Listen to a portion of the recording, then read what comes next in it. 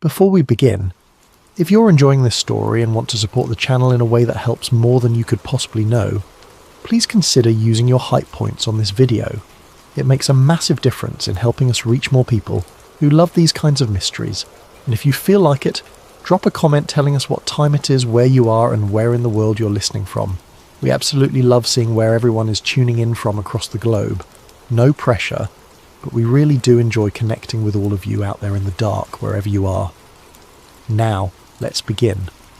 The call came through at 3:47 in the morning, not to my phone, to my computer, through a chat program I hadn't opened in 6 years. The message was simple: you found it. Now you need to forget it. No profile picture, no username, just a string of random characters that looked like corrupted data. I stared at the screen in my dark apartment, the only light coming from my monitor and the distant glow of streetlights through half-closed blinds. My coffee had gone cold hours ago. I'd been awake for 31 hours straight, deep in a rabbit hole I'd promised myself I'd never go down again. The John Titor case. And now someone knew I'd found something. Something that proved the most famous time traveller in internet history might have actually been real. Prologue. The night that started everything, December 14, 2000. Late night. Coast to coast AM. I was 19 years old, living in a studio apartment in Tucson, working night shifts at a 24-hour copy centre. Insomnia had been my companion since childhood, and Art Bell's radio show had become my nightly ritual. The strange, the unexplained, the absolutely bizarre. Art covered it all with that signature gravelly voice that made even the most outlandish claims sound plausible. That night started like any other.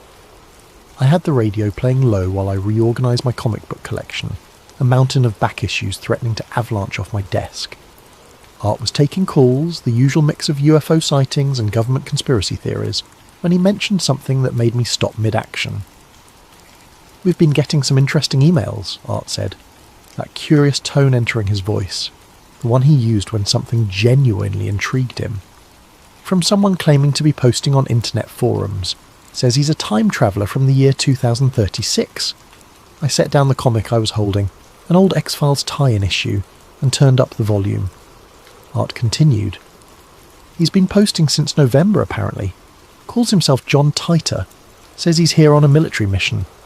There was a pause, the sound of papers rustling. Let me read you what he wrote. Quote, "I am here on a military mission. My time machine is a stationary mass temporal displacement unit." End quote. The words hung in the air of my tiny apartment. I'd heard hundreds of time, traveller claims on coast to coast over the years. They usually fell apart within minutes. Vague predictions, convenient excuses, obvious attention seekers. But something about this one felt different. The terminology, the specificity, the claim of a military mission rather than some grand save-the-world scenario. I grabbed a notebook and started writing down everything Art said. That night I became a John Titor follower. Just a fan, like thousands of others. I had no idea that 23 years later I'd uncover something that would make me wish I'd never heard that broadcast. Act 1. The original investigation, Chapter 1. Coast to Coast, an archive. Dive. Fast forward to November 2023. I'm 42 years old now. Still an insomniac. Still listening to Coast, though George Nuri hosts it now. Art Bell retired years ago and passed away in 2018, taking with him one of the most unique voices in radio history. I work as a data analyst for an insurance company, a job that pays well enough but leaves my mind understimulated. I spend my nights the way I spent them in 2000, diving into mysteries, reading forums, chasing threads that lead nowhere. But I hadn't touched the John Titor case in over a decade. It had been solved, more or less. Debunked, depending on who you asked. The general consensus was that Titor was an elaborate hoax, possibly connected to a Florida lawyer named Larry Haber, though nothing was ever proven. The predictions didn't come true. No American Civil War in 2005, no worldwide Olympics after 2004, no radical restructuring of society by 2015. Case closed. Move on. Except, I couldn't stop thinking about something I'd noticed years ago. Something that nagged at the back of my mind like a splinter I couldn't quite reach. The audio. I'd saved copies of the coast-to-coast broadcasts where Art Bell discussed Titor. 3 main episodes. January 12, 2001, the most famous appearance. January 15, 2001, the follow-up. And an open line night where multiple callers claimed Titor had contacted them privately. On a Wednesday night in early November, unable to sleep despite trying for 4 hours, I decided to listen to them again. Not for nostalgia, for something I remembered hearing but never investigated. I put on my headphones, opened the audio files, and started with the January 12 broadcast. Art's voice filled my ears, warm and welcoming, introducing the topic of time travel, then playing clips of someone claiming to be John Titor responding to questions, reading his posts aloud. I listened to the entire episode normally the first time through. Then I listened again with audio editing software open, frequency analysis running, sound isolated into different channels.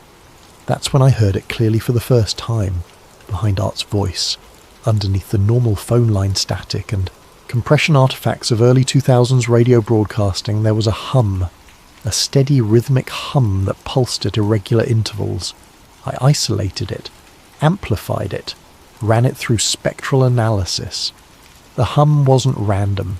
It had structure, peaks and valleys at specific frequencies, and underneath that something else, a clicking pattern that repeated every 7 seconds. It sounded eerily similar to old modem handshake protocols, but deeper, more complex. I logged it in a document. Anomalous audio signature in Titor broadcasts. Possible line interference or encoding artifact. Further investigation needed. At the time, I assumed it was just technical interference. Phone lines in 2000 weren't exactly high fidelity. Radio broadcasts went through multiple stages of compression and transmission. It could have been anything, but I kept listening. Chapter 2. John Titor's Real Claims. Over the next week, I went deeper than I'd ever gone before. I compiled every single post John Titor made to the forums where he originally appeared. Time Travel Institute and the old Art Bell post-to-post forums, both archived now but still accessible if you knew where to look. Titor's first post appeared on November 2nd, 2000, under the name timetravel_0. He described himself as an American soldier from the year 2036, sent back in time on a military mission to retrieve an IBM 5100 computer from 1975. The computer, he claimed, was needed to debug legacy Unix systems that would become critical in his timeline's future. His story was detailed, disturbingly detailed. He described his time machine, a C204 temporal displacement unit manufactured by General Electric. He posted technical diagrams showing a gravity distortion system using dual microsingularities held in magnetic suspension. He explained how the device worked, using terms like Kerr black holes and quantum field manipulation. He talked about his timeline's history, how a civil conflict would begin in America in 2005 following civil unrest and federal overreach, how it would escalate into a full civil war by 2008, how Russia would launch a nuclear strike in 2015, killing millions but ultimately leading to a simplified community-based society by 2036. He described life in his time, no internet as we knew it, decentralized communities, manual labour and agriculture being primary occupations, technology that was advanced in some ways but deliberately limited in others to prevent centralised control. He answered hundreds of questions, some scientific, some personal, some trying to trip him up.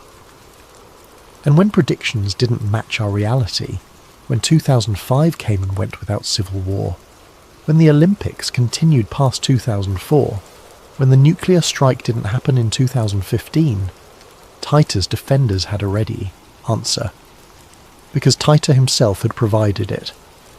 Many timelines exist, he'd written. Mine may not be yours. My presence here may have already altered events. or you may simply exist on a different world line than the one I departed from. It was the perfect escape clause, unfalsifiable, impossible to disprove because any discrepancy could be explained by timeline divergence. Genius if you were running a hoax, terrifying if you weren't. I read through everything again with fresh eyes, and I noticed patterns I'd missed before. Titor never made predictions that could be immediately verified. He spoke about things years in the future, always leaving enough gap time that verification was impossible in the moment. He answered technical questions with impressive detail, but always with enough vagueness that experts couldn't definitively say he was wrong. And he never, ever provided proof that couldn't be explained away, except for one thing: the physics. Several theoretical physicists had analysed Titor's explanations of time travel mechanics. While much of it was speculative, some of his descriptions of rotating black hole physics and closed time-like curves were remarkably sophisticated for a random internet poster in 2000. Not impossible for someone well read in theoretical physics to fake, but impressive nonetheless. One researcher noted that Titor's description of temporal acceleration matched some classified DARPA research that wasn't publicly known until 2004. How did a hoaxer know that in 2000? I added it to my notes, filed it under Interesting but Inconclusive. Chapter 3. The Haber Connection. Every investigation into John Titor eventually led to the same place. Larry Haber, an entertainment lawyer in Florida.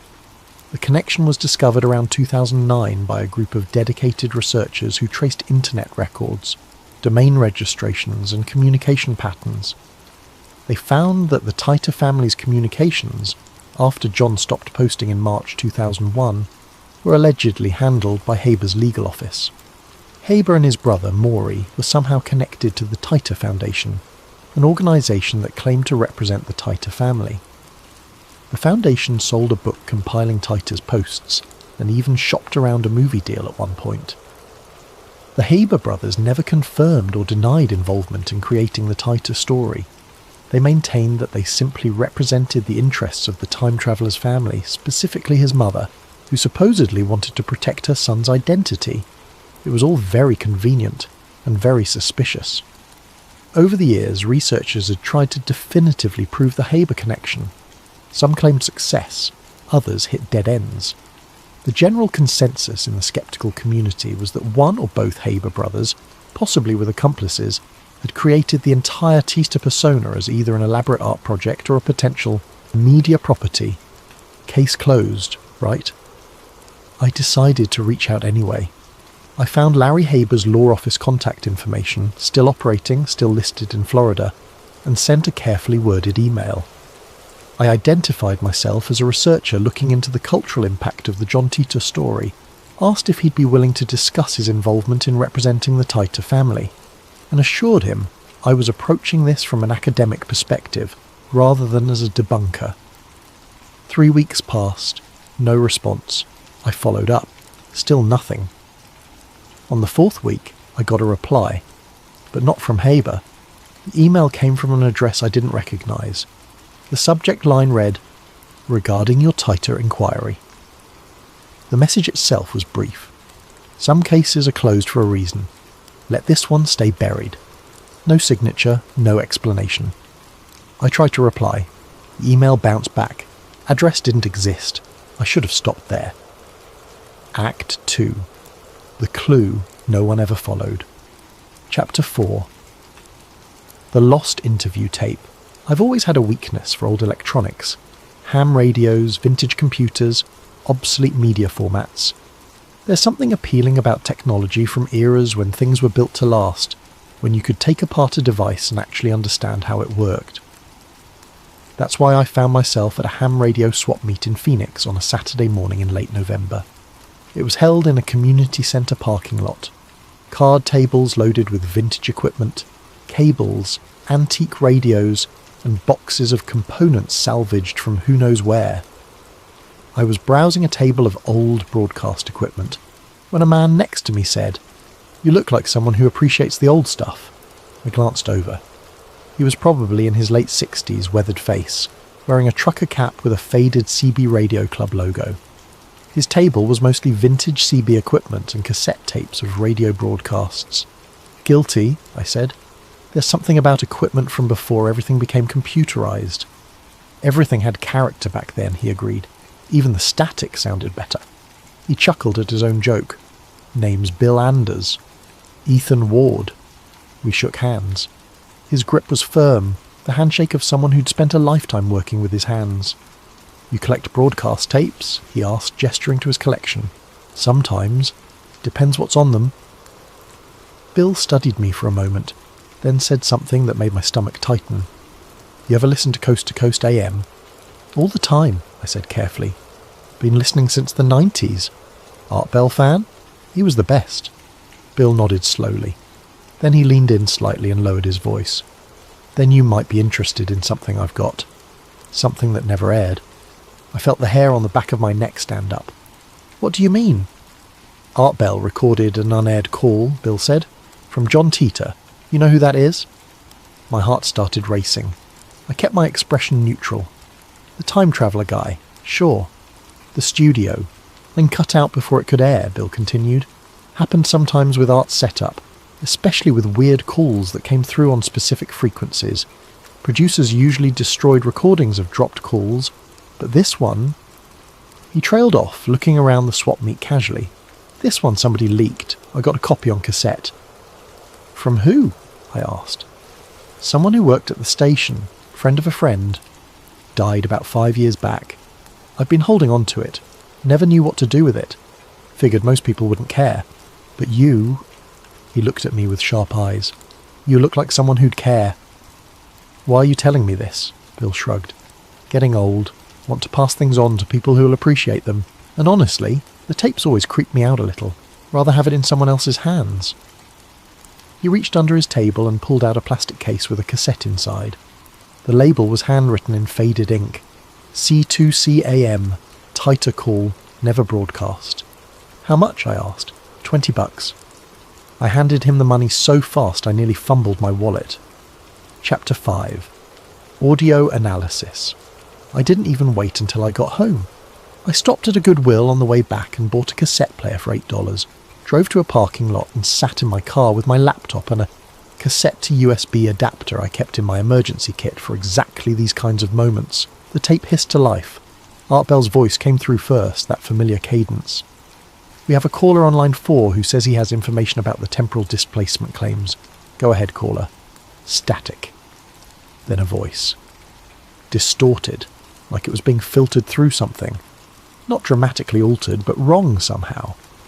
Like listening to someone talk through a bad connection. But the wrongness wasn't in the quality, it was in the sound itself. "Art, this is John Titor," the voice said. "I need to clarify something about the device specifications." "Go ahead, John, we're listening." The voice continued, explaining something technical about the C204 unit's power requirements. But I barely heard the words. I was focused on the background. That hum. The same one I'd heard in the aired broadcasts, but clearer, much clearer.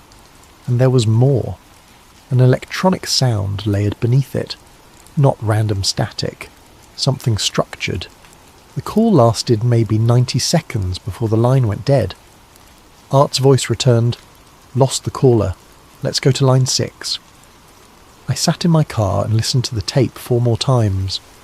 Then I drove home, transferred it to digital, and opened it in professional audio editing software. I spent the next 12 hours analysing that 90-second clip. First, I isolated the background sounds from the voice. Then I ran spectral analysis on the hum. Then I focused on the electronic noises underneath. What I found made me physically uncomfortable. The hum wasn't phone line interference. It was too clean, too structured. It pulsed at exact 7-second intervals with frequency variations that followed a mathematical pattern. When I graphed it, the pattern looked like a sine wave passing through a quantum probability field. Something I'd seen in papers about experimental physics, but never in audio recordings. The electronic sounds were even stranger. They resembled encrypted packet bursts, but deeper and more complex than anything used in commercial communications in 2000. When I ran them through frequency analysis, they contained patterns that matched military-grade encryption from the 1980s. specifically the kind used in classified communication systems that were only partially declassified in the late 90s. These sounds shouldn't exist on a phone line in 2000. They definitely shouldn't exist on a call to a radio show. I needed a professional opinion, but I couldn't risk asking anyone in my professional network too many questions, too much potential exposure. I found a freelance audio analyst on a forensics forum, someone who advertised their services for legal cases and took anonymous clients. I created a burner email address, sent him the file with no context, and asked for a technical analysis of the background anomalies. I paid via cryptocurrency. 3 days later, he responded, "This is unusual. The hum pattern matches nothing in standard telecommunications. The encryption bursts are definitely military grade, similar to protocols used in classified systems from the Cold War era. But here's what's really strange. This wasn't made on any consumer equipment available in 2000. The encoding quality suggests professional-grade hardware, possibly military issue. Where did you get this? And why are you asking about it?" I didn't respond. The analyst sent 2 more emails over the next week, increasingly insistent. "I need to know where this came from. If this is evidence in a criminal case, I'm obligated to report it. Please respond." I deleted the email account. Ached 3. The Modern Thread. Chapter 6. A new Titor message. November 2nd, 2023. Exactly 23 years after John Titor's first post. I was at work, mindlessly processing insurance claims, when my phone buzzed with a notification I'd set up years ago. An alert that triggered whenever someone mentioned John Titor on certain forums and boards I monitored. Most alerts were false positives, people discussing the old case, sharing theories, nothing new. But this one was different. The alert came from an obscure time travel discussion board that had maybe 20 active users, the kind of place conspiracy theorists went to die quiet deaths of obsession. I opened the page on my phone. A new account had been created that morning. Username timetravel_2036. It had made exactly 1 post, time-stamped at 3:14 a.m. "Ethan Ward, stop digging. This is not your timeline to fix." My hands went numb. I read it again. Then again. My name. My actual name. On a forum I'd never posted on under my real identity. I'd always used aliases when discussing Titor online, careful to never connect my real identity to my research. How did someone know I was investigating? I checked the user profile, created 3 hours ago. No other information. No email listed. No avatar. I clicked on the username to see if there were any other posts. The profile page loaded. Account deleted. The post was still there, but the user no longer existed. I screenshot everything, my heart hammering. Then I did something I should have known better than to do. I tried to trace the IP address. The forum had open source server logs available to moderators, and with the right tools, anyone who knew where to look. I found the entry for that post. The IP address was registered to White Sands Missile Range in New Mexico. I stared at my screen, certain I'd made a mistake. I ran the trace again. Same result. White Sands. A major military installation. One that happened to be involved in advanced physics research and experimental technologies. I decided to dig deeper. I used a more sophisticated tracking tool, one that showed the path the connection took before posting. That's when things got truly bizarre. The connection originated from White Sands. Then it jumped to CERN in Geneva, Switzerland. Then it vanished completely. No exit node, no further trace, nothing. It simply terminated in the middle of transmission in a way that shouldn't be technically possible. I sat at my desk, surrounded by mundane insurance paperwork, and felt reality tilt slightly off its axis. Someone at White Sands, or someone using their network infrastructure, had posted a message to a forgotten forum telling me specifically to stop investigating John Titor, and they'd routed it through CERN, one of the world's premier particle physics laboratories, the place where they smash atoms and study the fundamental nature of reality, the place where some conspiracy theorists believe time travel research might actually be conducted. Chapter 7. Contact from a coast-to-coast insider. I didn't sleep that night. I sat in my apartment with every light on, periodically checking the forum to see if the message was still there or if I'd imagined the whole thing. It was still there. Username deleted, IP trace impossible to run again because the logs had been wiped. At 2:37 a.m, my phone rang. Unknown number, local area code. I almost didn't answer, but something made me pick up. Ethan Ward? A woman's voice, older, tired sounding. Who is this? My name is Amy Jacobs. I used to produce for Coast to Coast AM back when Art was still hosting. I heard you've been asking questions about John Titor. My mouth went dry. How did you hear that? Because I've been monitoring Titor-related searches for 15 years, she said, and you just triggered about 8 different alerts I set up. You found something, didn't you? I don't know what you mean. The audio. You found the anomaly in the audio. Silence stretched between us. I could hear her breathing on the other end of the line. How do you know about that? I finally asked. Because Art found it too, Amy said. Years ago, before he retired. He never talked about it publicly, but he knew something was wrong with those broadcasts. He asked me to analyse them. I found the same thing you did. The hum, the encryption patterns, everything. And then we started getting inquiries from people who shouldn't have been interested. Defence contractors, government agencies, someone from a place in Virginia that wouldn't identify themselves directly but was clearly intelligence community. They requested all Titor-related correspondence, all the tapes, all the caller information we had. Did you give it to them? We didn't have a choice. They had paperwork, official requests. Art was furious, but there was nothing he could do. I started pacing my apartment. Why are you calling me? Because you found something we didn't. You got further than we did, and I think you're in danger of stumbling onto something that powerful people want to stay hidden. What did Art think it was? Amy was quiet for a long moment. Art believed a Titor wasn't posting from 2000.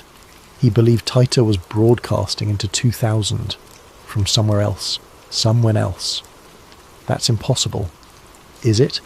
Explain the encryption patterns. Explain the quantum acoustic signature. Explain how someone in 2000 had information about classified research that wasn't public yet. She paused. Ethan. Art spent the last years of his life quietly investigating this. He never went public because he couldn't prove anything, and because he was scared of what it meant. What did it mean? It meant someone had figured out how to communicate backwards through time, and they were testing it on the most public platform possible, hiding the truth in plain sight, wrapped in conspiracy theory and internet culture, so that anyone who actually believed it would be dismissed as a lunatic. I sat down heavily on my couch. Why would they do that? I don't know, but Art had a theory. He thought Titor's mission wasn't to convince the public of anything. It was to calibrate something, to send controlled messages into the past and measure the effects, to ensure certain future events occurred or were avoided, and Coast to Coast AM, with its global reach and eclectic audience, was the perfect testing ground. That's insane. Is it? Amy asked. You found military-grade encryption in a phone call from 2000. You got a message telling you to stop digging from someone using a military installations network. You're telling me that's normal. I couldn't argue with that. I'm sending you something, Amy said. A file Art gave me before he died. He made me promise to only share it. If someone actually got close to figuring this out, check your email in 5 minutes. Wait! But she'd already hung up. Acket 4. The Conspiracy Twist, Chapter 8. The Fort Meade File. The email arrived exactly 5 minutes later. No message, just an attachment. A scanned PDF labelled Fort Meade Analysis, Titor Case, Classified. My hands were shaking as I opened it. The document was a DARPA memo dated March 2003. Most of it was redacted, black bars covering entire paragraphs. But enough remained to be absolutely terrifying. The header read, Subject, Temporal Communication Leakage, Case Study, Titor Broadcast. The visible portion stated, Signals analysed from Coast to Coast AM, broadcast dated January 2001, show anomalous patterns consistent with temporal offset interference. Frequency analysis reveals quantum acoustic signatures that match predicted outputs from Project Looking Glass prototype systems tested between 1997 and 2000. Conclusion: the subject known as John Titor was either in possession of or in proximity to a temporal displacement device during broadcast transmissions. The signals are consistent with quantum entanglement communication across temporal barriers. Calls correlated with anomalies monitored by NSA's Project Looking Glass observation posts during the same time period, showing temporal probability fluctuations that suggest active manipulation of timeline causality. Recommendation: reclassify case under SAP protocols. Monitor all further Titor-related communications. Suppress public investigation through disinformation and discrediting campaigns. Transfer file oversight to redacted under satellite research contract cover designation.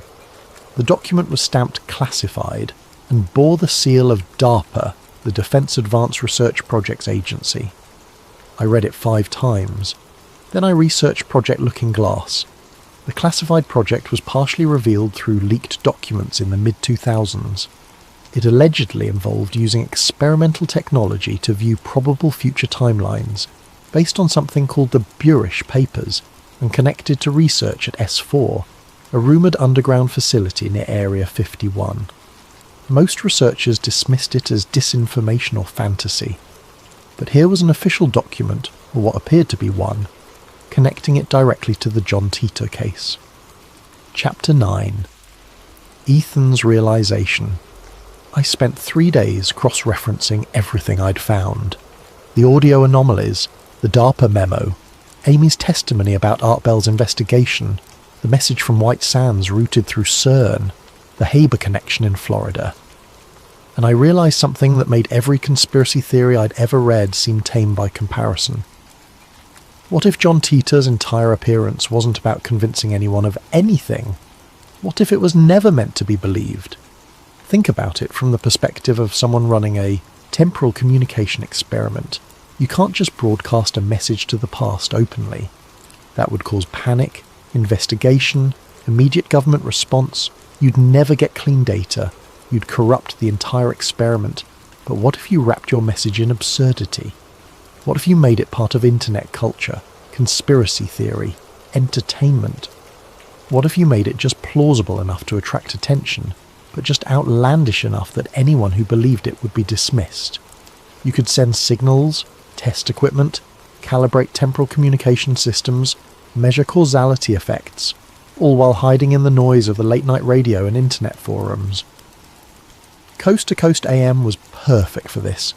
A show dedicated to fringe topics, with a global audience of people predisposed to believe in the strange and unexplained. Broadcast late at night when critical thinking is lower and imagination runs higher. Archived for future reference, but dismissed by mainstream culture. John Titor wasn't trying to warn us of the future. John Titor was calibrating a device, testing whether messages could be sent backward through time and be received intact, ensuring that specific information reached specific points in the timeline, creating a documented test case that could be analysed later to refine the technology. And the predictions that didn't come true, those weren't failures, those were the point. By making predictions that could be explained away with different timelines, Titor ensured that the case would never be definitively solved. It would remain in a state of quantum uncertainty, both real and fake simultaneously, depending on who you asked. The perfect cover for experimental temporal communication technology. I sat in my dark apartment and realised I'd stumbled onto something that was never meant to be understood, until whoever sent the messages wanted it understood. Act 5. The Final Contact. Chapter 10. Ethan receives coordinates. The message appeared on my computer screen at 3:47 AM on December 10th, 2023. My computer was off, fully shut down. I'd turned it off hours earlier and unplugged it from the internet, paranoid after everything I'd discovered. But when I woke up to use the bathroom, I saw light coming from my office. My monitor was on, displaying a message in plain text on a black background. You have seen too much. If you want the truth, come to these coordinates. Below the message, latitude and longitude coordinates. My skin went cold. I hadn't imagined the impossible. My computer had turned itself on somehow, despite being physically disconnected from power and network. I grabbed my phone and entered the coordinates into a map application. Gainesville, Florida. A residential address in a suburban neighbourhood. I pulled up the street view. A modest house with a small yard. Nothing remarkable. Nothing that screamed temporal research facility or government conspiracy. But I recognised the area. I'd seen it before in my research. It was near where Larry Haber lived, the lawyer connected to the Titor Foundation, and according to the original Titor posts, it was near the coordinates where John Titor claimed he would return home before leaving our timeline in March 2001. The message on my computer screen flickered. Then new text appeared. "You have 48 hours. Come alone. Bring the tape. This is not a request." The screen went black. My computer wouldn't turn back on. Chapter 11. The Empty House. I should have called the police. I should have called Amy. I should have done anything except what I actually did. But I've never been good at making smart decisions when curiosity is involved. I booked a flight to Florida that morning. Red-eye departure, arriving in Gainesville just after dawn. I brought the cassette tape in my carry-on, wrapped in bubble wrap and tucked into a padded case. The house matched the street view images perfectly. Small, single-storey, beige siding, brown roof. A for sale sign in the front yard, faded and crooked like it had been there for months. No cars in the driveway. No signs of occupancy. I sat in my rental car across the street for 20 minutes watching. No movement, no lights, nothing. Finally, I walked up to the front door. It was unlocked. The interior was empty. Completely empty. No furniture, no decorations, no indication anyone had lived there recently. Just bare walls and carpet that still showed vacuum marks from a cleaning service. But in the centre of the living room floor, there was something. A metal cylinder, about 3 feet tall, 2 feet in diameter, covered in what looked like precision-machined components. Coils, sensors, small crystalline structures embedded in the casing. It was sitting on a circular base covered in symbols that might have been mathematical equations or might have been something else entirely. Next to it, a piece of paper taped to the floor. I walked over slowly, my heart pounding so hard I could hear it in my ears. The note read, in printed text, "This isn't for your world." I stared at the cylinder. It matched the diagrams John Titor had posted back in 2001. The C204 temporal displacement unit. Or at least something that looked exactly like those schematics. I reached out to touch it, and the room vibrated, not shaking, not movement. The air itself seemed to vibrate, like reality was suddenly running at the wrong frequency. The hum I'd heard in the audio files filled the space so loud it hurt my teeth. The walls flickered. For just a moment I saw through them, or saw them in a different configuration, different paint colour, different carpet.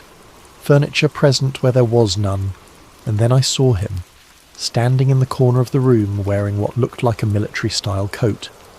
Dark fabric, heavy-duty with patches on the shoulders. One patch was clearly visible. It read, Temporal Recon Division 2036. The figure was shadow-like, not quite solid, like looking at someone through frosted glass. But I could see enough to know it was a person. Male, probably, tall, standing completely still, watching me. We made eye contact, or at least I think we did. It's hard to explain. Looking at him was like looking at someone through water that was flowing in the wrong direction. He raised one hand, not waving, more like a gesture of acknowledgement or warning. Then the vibration stopped. The hum cut off instantly. The room snapped back to normal. Empty, quiet, ordinary. The cylinder was gone. The note was gone. I was standing alone in an empty house in Florida, having just experienced something I would never be able to adequately explain. I walked out, got in my rental car, and drove back to the airport. I didn't look back. Epilogue. The case closes itself. I got home to find my computer reformatted. Not wiped, reformatted. Clean operating system installation? All my files gone, including everything related to John Titor. The cassette tape Bill Anders had sold me was blank. I played it front to back, nothing but magnetic hiss. I tried to contact Amy Jacobs. Every phone number I had for her was disconnected. Every email bounced back. I searched for her online and found nothing. No social media, no professional profiles, no obituary, nothing. It was like she'd never existed. I went back to the forum where the message about me had appeared. The post was gone. Not just deleted, gone from the archive, gone from cached versions, gone from the Wayback Machine. Like it had never been posted. I checked the Coast to Coast AM archives for the John Titor episodes. Every single one showed as currently unavailable due to rights issues. Art Bell's entire Titor discussion catalogue was inaccessible. I tried to contact Larry Haber again. His law office website was down. His phone number led to a disconnected message. I pulled out the DARPA document Amy had sent me. I opened the file. Blank PDF. 0 pages. Every single piece of evidence I'd collected over 2 months of investigation was gone. Erased. Disappeared like it had never existed. The only thing I had left was my memory. And even that felt uncertain now. Like maybe I'd dreamed the whole thing. Maybe I'd had some kind of breakdown. Maybe the insomnia and the obsession had finally caught up with me, and I'd hallucinated an entire conspiracy. But I know what I saw. I know what I heard. I know what I experienced. And I think I finally understand what John Titor really was. Time travel might not be about visiting the past. It might be about editing it, adjusting the timeline in subtle ways, ensuring certain events occur or don't occur, sending information backward to specific points to calibrate and refine the ability to manipulate causality. And if you can edit the past, you can also edit the present. You can remove evidence, erase records, make sure investigations never happened. I think John Titor, or whoever was behind that name, returned to make sure my investigation disappeared. Not by threatening me, not by silencing me, but by retroactively ensuring I never had anything to investigate in the first place. Which means either I'm crazy, or I'm one of the few people who remembers a version of events that no longer exists in our timeline. I still listen to Coast, still stay up late, unable to sleep, chasing mysteries and conspiracies. But I don't research time travel anymore. I don't dig into classified projects or unexplained phenomena. Because now I know that some cases aren't meant to be solved. They're meant to be buried. And sometimes, if you dig too deep, the case buries you instead. If you found yourself listening to this entire story and wanting to know more, I hope you'll use your hype points on the video if you enjoyed it. It genuinely helps the channel in ways you might not realise, and we're grateful for every single one of you who takes the time to support what we do here. Drop a comment if you feel like it. Tell us what time it is where you are, where you're listening from in the world. We love seeing where all of you are tuning in from, across time zones and continents. But more importantly, if you've ever experienced something you can't explain, something that doesn't quite fit with the reality you think you know, maybe keep it to yourself. Some truths aren't meant to be shared. Some mysteries are better left unsolved. Because in the end, the John Titor case taught me one thing above all else. Reality is more fragile than we think. And sometimes the people who try to understand how fragile it is are the ones who find out just how easily it can be edited, adjusted, and rewritten. I'm Ethan Ward, and this is the case I shouldn't have reopened. Sleep well, everyone, and remember, some timelines are better left unexplored.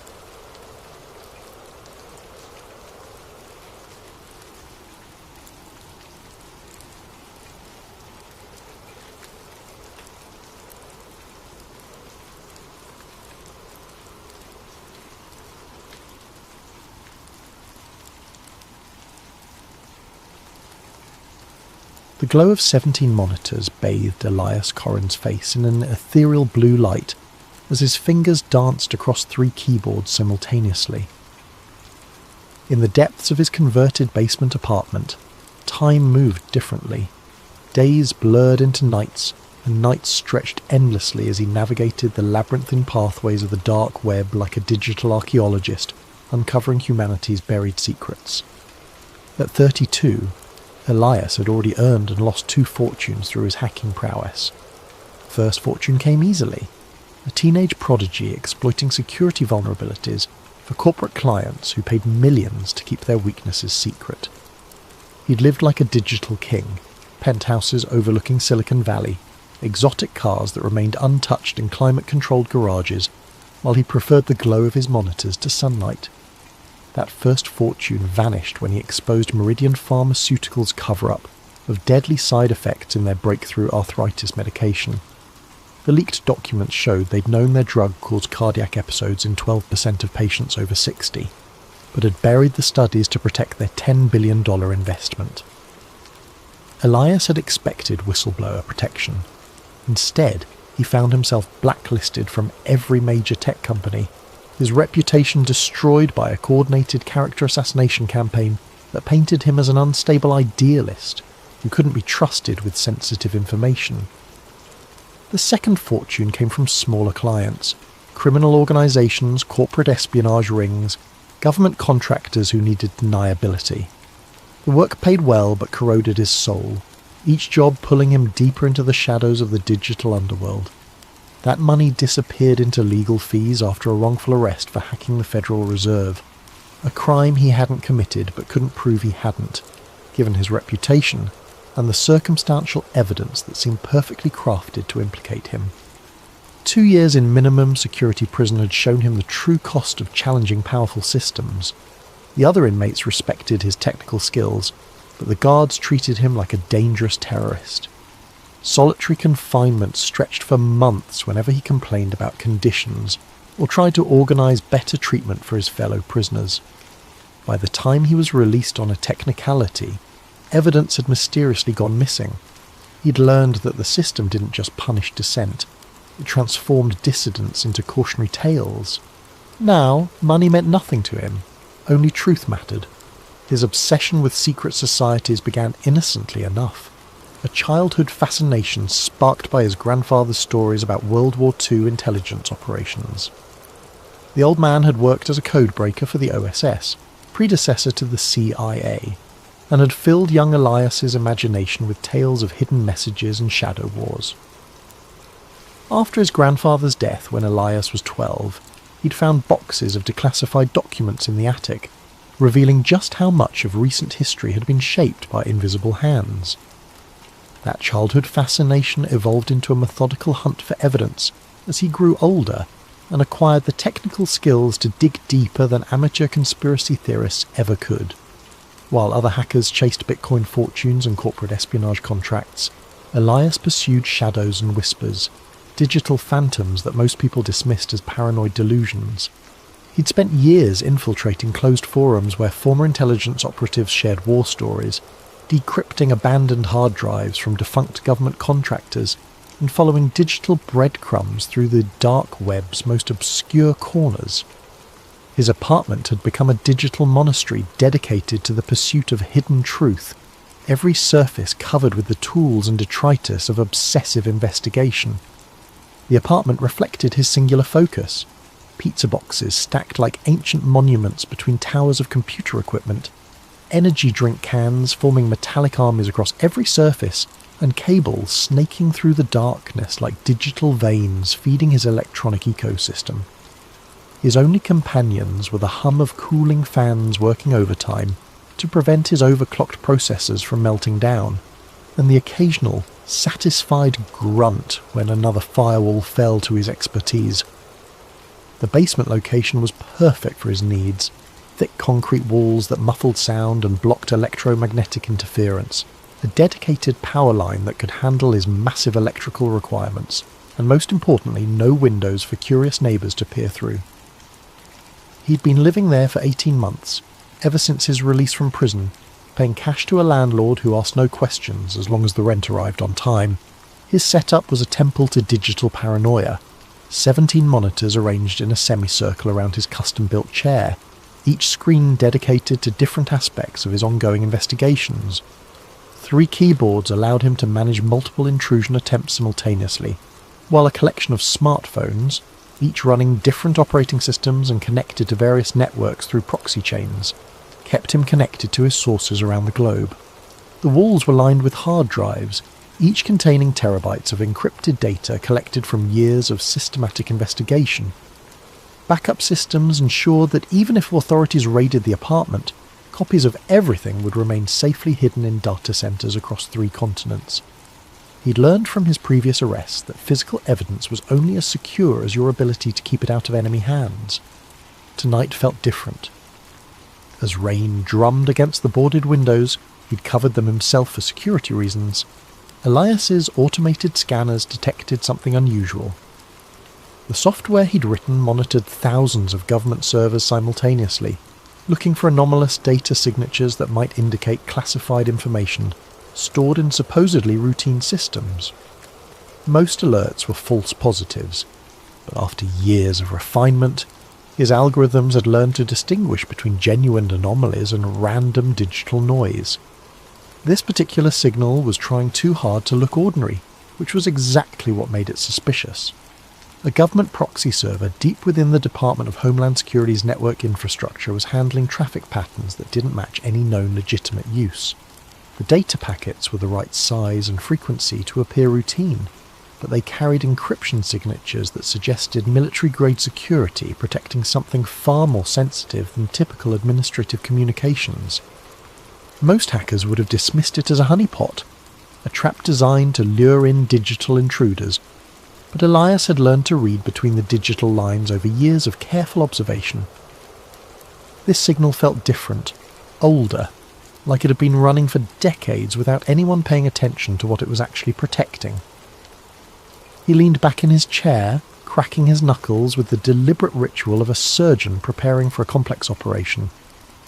The proxy was 3 layers deep in government infrastructure, protected by military-grade encryption that would take months to crack through conventional means. But Elias had developed unconventional means over the years. His fingers resumed their dance, this time with the measured precision of a master pianist performing a familiar concerto. Code flowed across his screens like poetry written in ones and zeros, each line bringing him closer to whatever lay hidden in the digital vault. As the final encryption layer crumbled at 3:47 a.m, Elias held his breath. The archive that materialized before him contained terabytes of data, but it was the file structure that made his pulse quicken. Everything was organized with the kind of meticulous care reserved for the most sensitive operations. Categorical folders with cryptic names like cultural implementation, behavioral modification, and asset management. He opened the first file and the world as he understood it began to unravel. The contracts appeared first, hundreds of them, stretching back decades like a paper trail through the shadow history of American culture. Entertainment companies, advertising agencies, record labels, movie studios, television networks, and news corporations all bound by identical non-disclosure agreements that ran to thousands of pages each. The legal language was deliberately obscure, buried in terminology that would confuse even experienced corporate lawyers who specialized in media contracts. But Elias had taught himself to decode legal doublespeak during his prison sentence, spending countless hours in the law library learning how power structures protected themselves through linguistic camouflage. Each contract referenced cultural programming initiatives and synchronized messaging protocols, with payment structures that dwarfed typical entertainment industry deals. Millions of dollars flowing to seemingly random projects, indie films that barely recouped production costs, music albums that never charted, advertising campaigns for products that didn't seem to exist. All payments were approved by a shell company called Apex Cultural Dynamics, whose corporate registration traced through a labyrinthine network of offshore entities.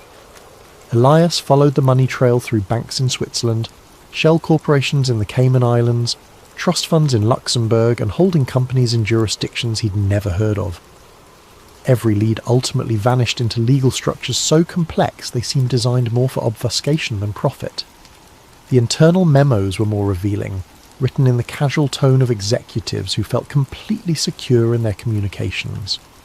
Corporate leaders from supposedly competing companies discussed narrative adjustments and public sentiment cultivation, like weather forecasters predicting next week's conditions. One memo from a major news network's CEO, dated just 6 months ago, read, "Per our discussion with ACD representatives, the upcoming election cycle requires a 15% increase in anxiety-inducing content during primetime hours. Latest psychological impact studies suggest optimal effectiveness when paired with consumer advertising for comfort products and security solutions." Another memo from a streaming entertainment company outlined specific quotas. Q3 targets include 40% increase in dystopian future programming, 25% increase in surveillance state normalization themes, an introduction of transhumanist concepts through minimum of 12 original series. Demographic targeting should focus on the 18 to 34 age range for maximum long-term conditioning effectiveness.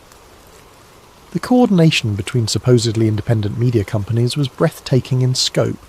Competing networks shared detailed viewer psychological profiles, coordinated their news coverage to maximize specific emotional responses, and even synchronized their entertainment programming to reinforce particular worldviews.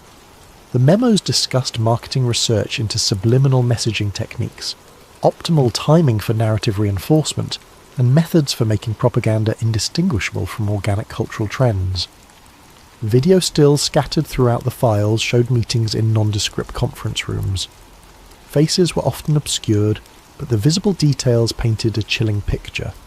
Executives from competing companies sitting side by side, reviewing presentations with titles like Mass Behavioral Prediction Models and Subliminal Integration Techniques.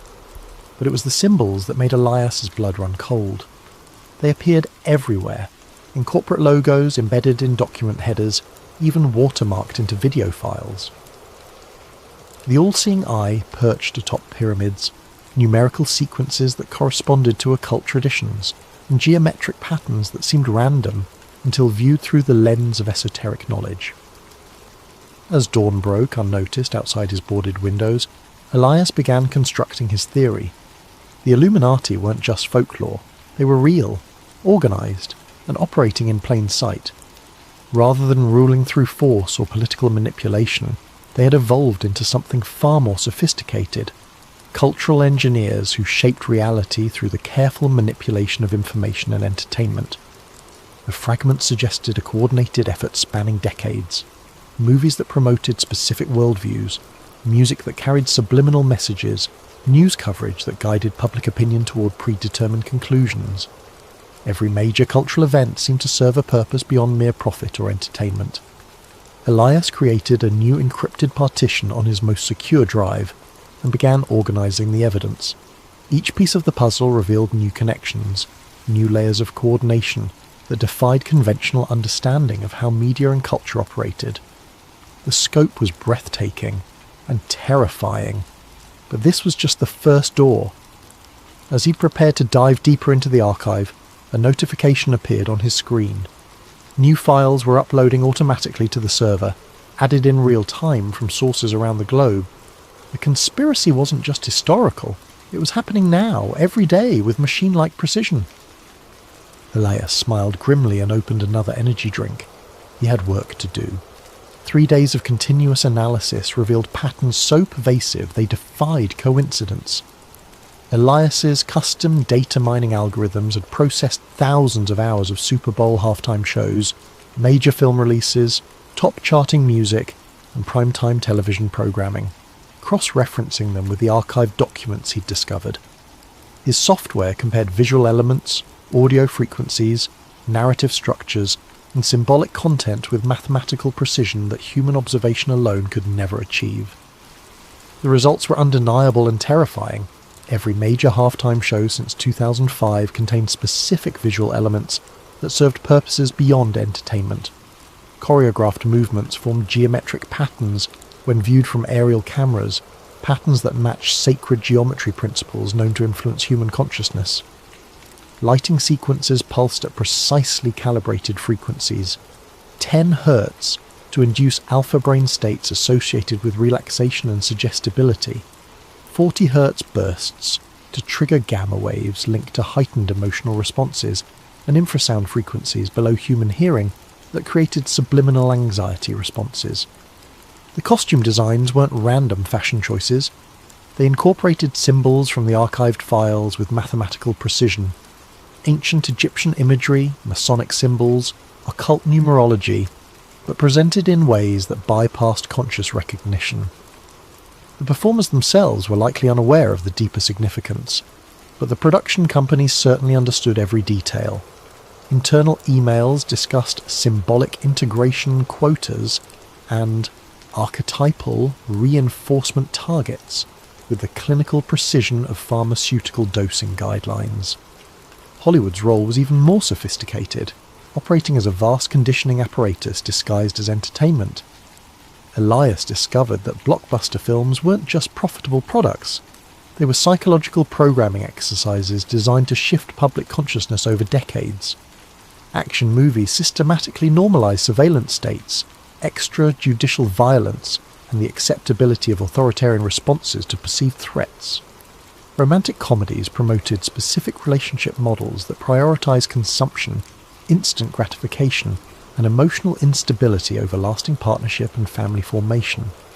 Science fiction films served as perhaps the most insidious tool of all. They introduced technological and social concepts years before their real-world implementation, ensuring public acceptance when they finally emerged. Movies about neural implants preceded actual brain-computer interface development by exactly the time needed for audience conditioning. Films depicting cashless societies appeared precisely when digital currency infrastructure was being developed. Dystopian scenarios were presented as cautionary tales, while simultaneously making the depicted futures seem inevitable and acceptable. The music industry operated as the most direct delivery system for repetitive psychological messaging. Elias's analysis revealed that hit songs across all genres shared common structural elements designed to trigger specific neurological responses. Repetitive hooks created obsessive thought patterns, bass frequencies induced physical arousal responses, and lyrical themes consistently promoted materialism, emotional chaos, instant gratification, and distrust of traditional social bonds. Chart success wasn't organic. It was engineered through coordinated promotion campaigns that used psychological manipulation techniques, refined through decades of marketing research. Record companies employed neuroscience consultants who designed songs to be literally addictive, triggering dopamine responses that created compulsive listening behaviours. The most successful artists weren't necessarily the most talented. They were the most effective delivery vehicles for predetermined psychological content. But the most chilling discovery came when Elias cross-referenced celebrity deaths with financial markets and policy implementations, using algorithms that could detect correlations across vast datasets that human analysis would miss. The patterns were subtle but statistically undeniable. Whenever a particularly influential public figure died under questionable circumstances, the news cycle would shift dramatically within hours. Public attention would focus intensely on mourning and memorial coverage, while significant legislation passed through Congress, with minimal scrutiny or public debate.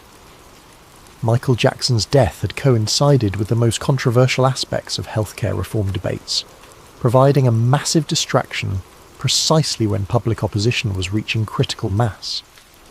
Whitney Houston's demise dominated headlines during crucial banking regulation discussions that would have reshaped Wall Street oversight. Prince's passing created a week-long media obsession that completely buried coverage of surveillance law expansions that civil liberties groups had been fighting for months. Each event generated exactly the right emotional state to facilitate predetermined political outcomes. The deaths created collective grief that made the public more passive and receptive to authority, while the intensive media coverage consumed the attention bandwidth that might otherwise have focused on policy changes. The timing wasn't coincidental, it was orchestrated with mathematical precision. Elias found evidence suggesting that some celebrity deaths might have been actively induced rather than simply exploited. Medical records showed unusual patterns of prescription drug interactions. Security camera footage from crucial moments was consistently corrupted or missing, and autopsy results often contained anomalies that suggested external intervention. The pattern was consistent across dozens of cases spanning 3 decades. But even more disturbing was the systematic cultivation of celebrity instability. Internal documents from talent agencies and record companies outlined deliberate strategies for creating psychological dependence, drug addiction, and emotional instability in their most valuable assets. The goal wasn't profit maximization, it was creating performers who could be easily manipulated and, when necessary, destroyed at moments that served larger political purposes. The conspiracy had weaponized celebrity worship itself, turning the public's emotional investment in famous figures into a tool for mass psychological manipulation. Every death became a ritual that renewed the collective trauma bonding between citizens and their media-created gods, making the population more dependent on external authority figures and less capable of independent critical thinking. Elias created a digital conspiracy board on his largest monitor, a sprawling network of connections that would have impressed investigative agencies worldwide if they hadn't been complicit in the system he was mapping. Red lines linked entertainment companies to intelligence agencies through shared personnel, financial investments, and operational coordination. Blue lines traced money flows through the labyrinthine network of shell corporations, revealing how massive sums moved between seemingly unrelated organizations. Green lines mapped the precise timing of cultural events to policy implementations, showing correlation patterns that achieved statistical significance far beyond chance. The board revealed the Illuminati's true genius. They had weaponized human attention itself, transforming consciousness into a battlefield where wars were fought through carefully orchestrated information campaigns. In an age of information overload, controlling what people focused on had become more valuable than controlling what they thought. Distraction had evolved into the ultimate form of mind control, more effective than physical force because victims participated willingly in their own manipulation. The scope was breathtaking and terrifying. Every major cultural trend of the past 30 years could be traced back to deliberate manipulation, orchestrated through the entertainment media complex. Fashion cycles that promoted specific body images and consumption behaviours. Social media trends that encouraged narcissistic self-documentation and reduced attention spans. Political movements that channeled genuine grievances into harmless symbolic protests that changed nothing. Even conspiracy theories themselves appeared to be guided phenomena, designed to discredit legitimate questioning by associating it with obviously false claims.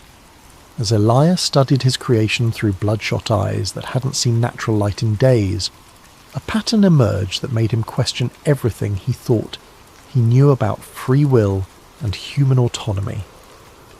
The manipulation wasn't just cultural, it was neurological.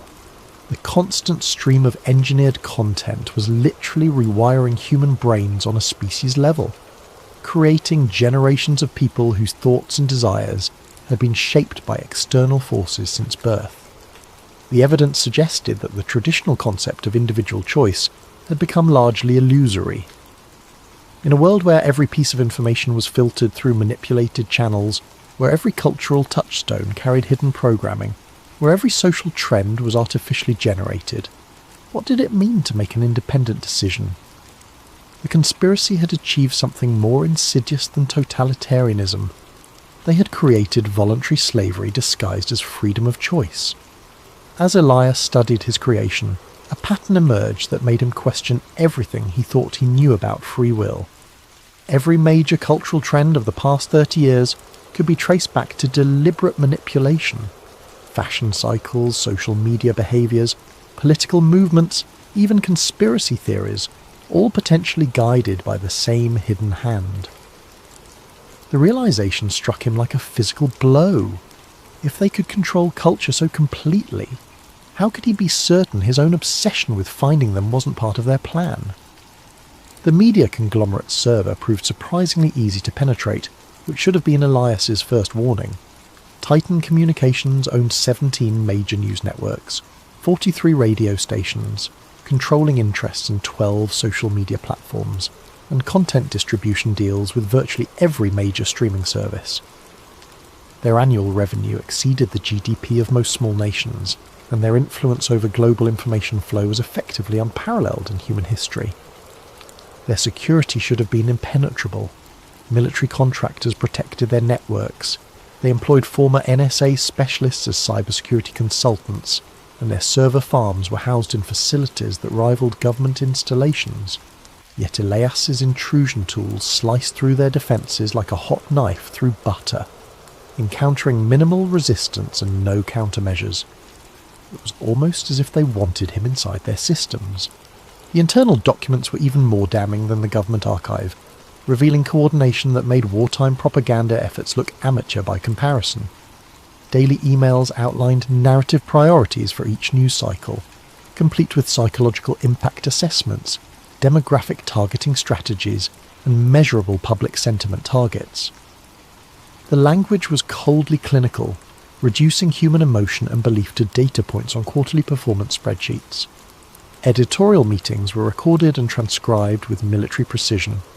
News directors from supposedly competing networks participated in weekly coordination calls where they discussed upcoming stories, agreed on messaging frameworks, and divided coverage responsibilities to ensure comprehensive narrative saturation. The goal wasn't profit, it was behavioural modification on a civilizational scale. One particularly chilling document was titled MK-Ultra Evolution, Modern Behavioural Modification Through Repetitive Exposure. It outlined techniques that made the CIA's infamous mind control experiments look primitive and inefficient by comparison. Rather than targeting individuals through drugs and trauma, the new methods focused on mass psychological conditioning through carefully orchestrated media campaigns that operated below the threshold of conscious awareness. The manual explained in disturbing detail how repetitive exposure to specific imagery, sound frequencies, narrative structures, and emotional triggers could alter brain chemistry over extended periods. Citizens weren't being brainwashed in the traditional sense. They were being neurologically rewired through their daily media consumption, with changes that accumulated gradually over years and decades. The process was so subtle and pervasive that victims never realized their thoughts weren't entirely their own. Predictive programming emerged as a central technique in their arsenal. By introducing concepts, technologies, and social changes through fictional entertainment before implementing them in reality, the manipulators could bypass critical thinking entirely. Audiences would unconsciously accept new surveillance technologies, social norms, and political systems because they had been psychologically prepared through years of entertainment conditioning that made the changes feel familiar and inevitable. The technique was devastatingly effective because it exploited fundamental aspects of human psychology. People naturally accepted ideas they had encountered multiple times, even if the initial exposure came through obviously fictional sources. The brain treated repeated fictional scenarios as potential realities, creating neural pathways that made actual implementation feel like a natural progression rather than a radical change. The financial section revealed the true scope of the operation. Trillions of dollars flowed through the network annually, dwarfing the budgets of most nations. The money came from unexpected sources: pension funds, insurance companies, even charitable foundations unknowingly contributed to the conspiracy through complex investment structures.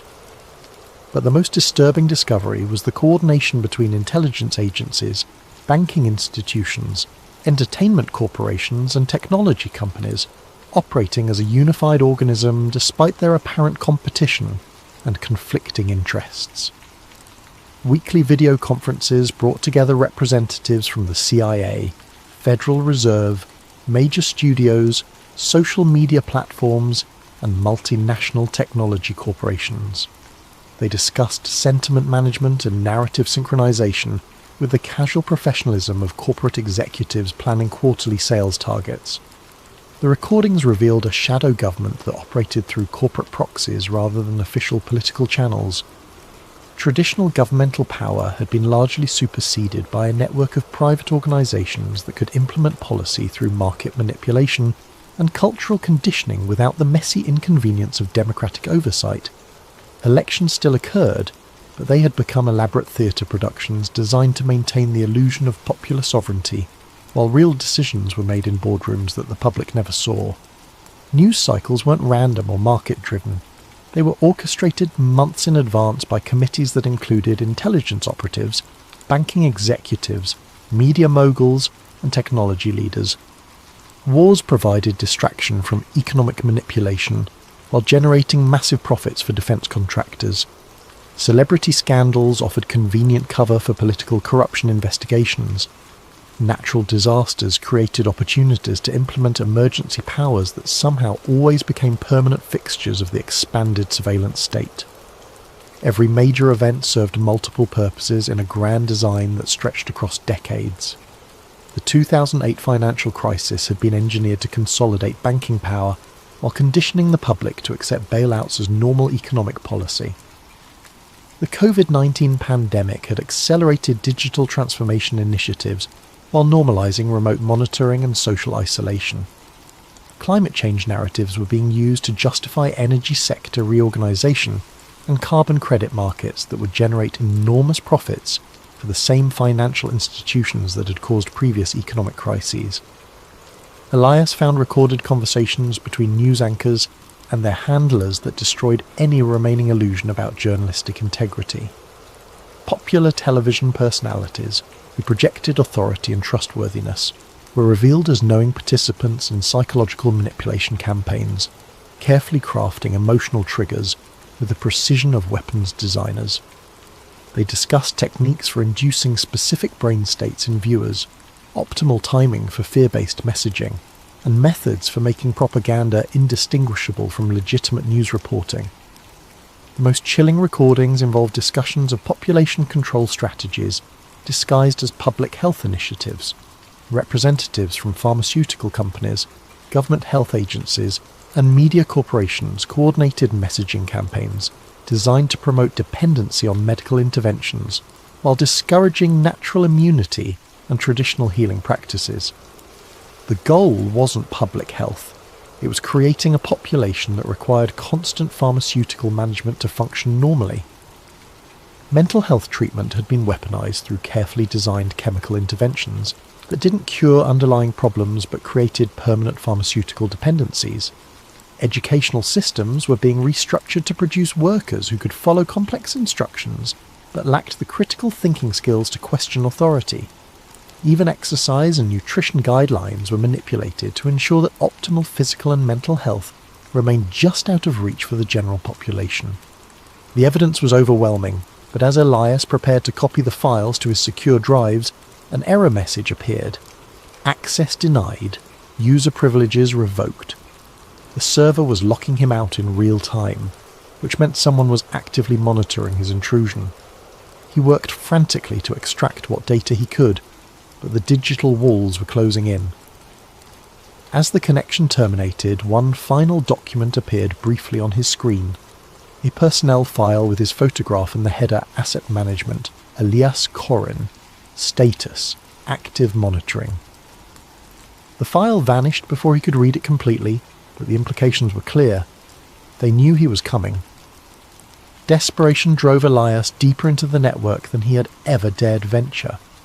Using techniques that bordered on digital necromancy, he resurrected connection pathways that should have been impossible to access. The risk was enormous. Each probe left digital fingerprints that could lead authorities directly to his door. But the glimpse of his own file had transformed his quest from curiosity to survival. The recordings he discovered in the deepest server vaults were audio files from meetings that shouldn't have existed, according to any official record.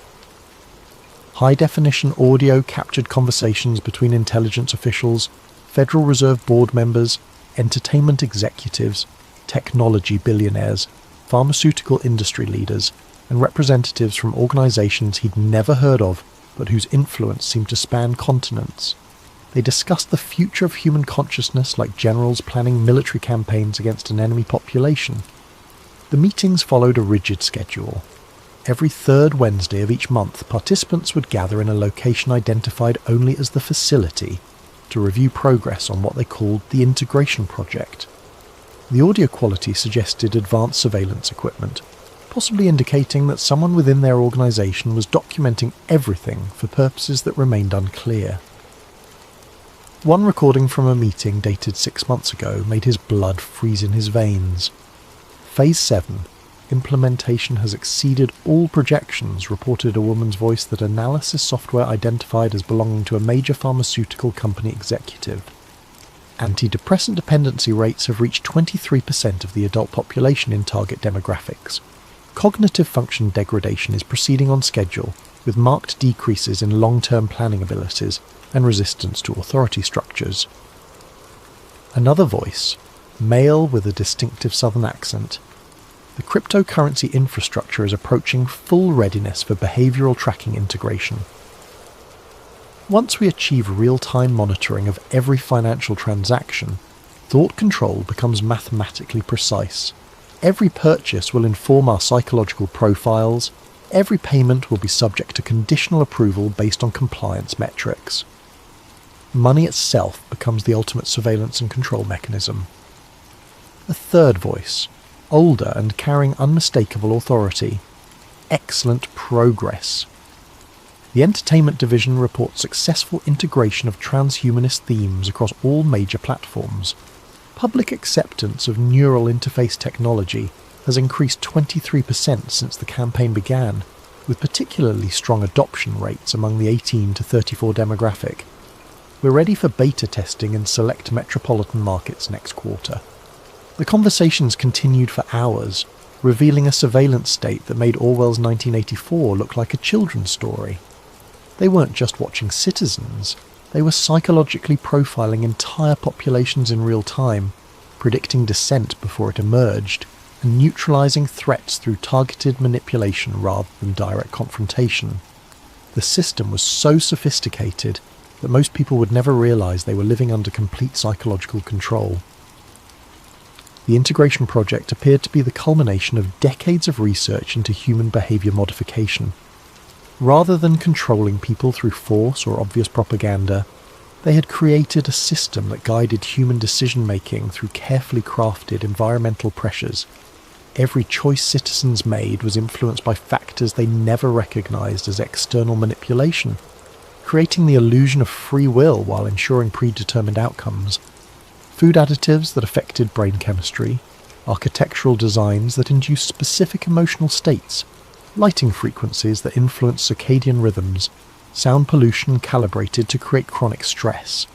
Every aspect of modern life had been optimized to create psychological conditions that made populations easier to manage. The genius was that victims participated willingly in their own subjugation, often defending the very systems that enslaved them. The Watcher Protocol emerged as their most sophisticated tool. Rather than silencing conspiracy theorists and dissidents, they monitored them continuously, studying their methods and psychology. The dial was used to identify others with similar thinking patterns, creating detailed maps of potential resistance before it could organize effectively. But the most chilling revelation was their approach to handling discovered threats. They didn't assassinate or imprison troublesome individuals, they drove them insane. Subtle psychological pressure, engineered coincidences, and carefully orchestrated personal tragedies would destroy a person's credibility and mental stability. Victims became their own worst enemies, discrediting themselves more effectively than any external force could. Elias found case studies documenting the destruction of dozens of individuals who had gotten too close to the truth. Journalists who suffered sudden career implosions, researchers who developed inexplicable mental health problems, hackers who became paranoid and unstable. The pattern was consistent. Initial discovery, followed by escalating pressure until the subject either retreated into obscurity or self-destructed publicly. As he absorbed this information, strange coincidences began occurring in his own life. His internet connection inexplicably slowed at crucial moments. Phone calls developed electronic interference. His food delivery orders were mysteriously cancelled or delayed. Each incident was minor and easily dismissed as random bad luck, but the cumulative effect was unmistakable. Someone was watching. Elias tried to dismiss his growing paranoia as a natural reaction to the disturbing information he was processing. But late at night, when the city was quiet and his monitors provided the only light, he sometimes heard footsteps in the hallway outside his apartment. They would pause at his door for exactly 30 seconds before continuing down the corridor. The recordings had mentioned something else, something that made his hands shake as he worked. Subject 347 shows exceptional pattern recognition abilities. Psychological profile suggests high probability of success in reaching final verification stage. Recommend maintaining current stimuli until extraction protocols can be implemented. He had no way of knowing for certain, but the timing suggested a horrible possibility. He might be Subject 347. The decision to leak his findings publicly felt like stepping off a cliff.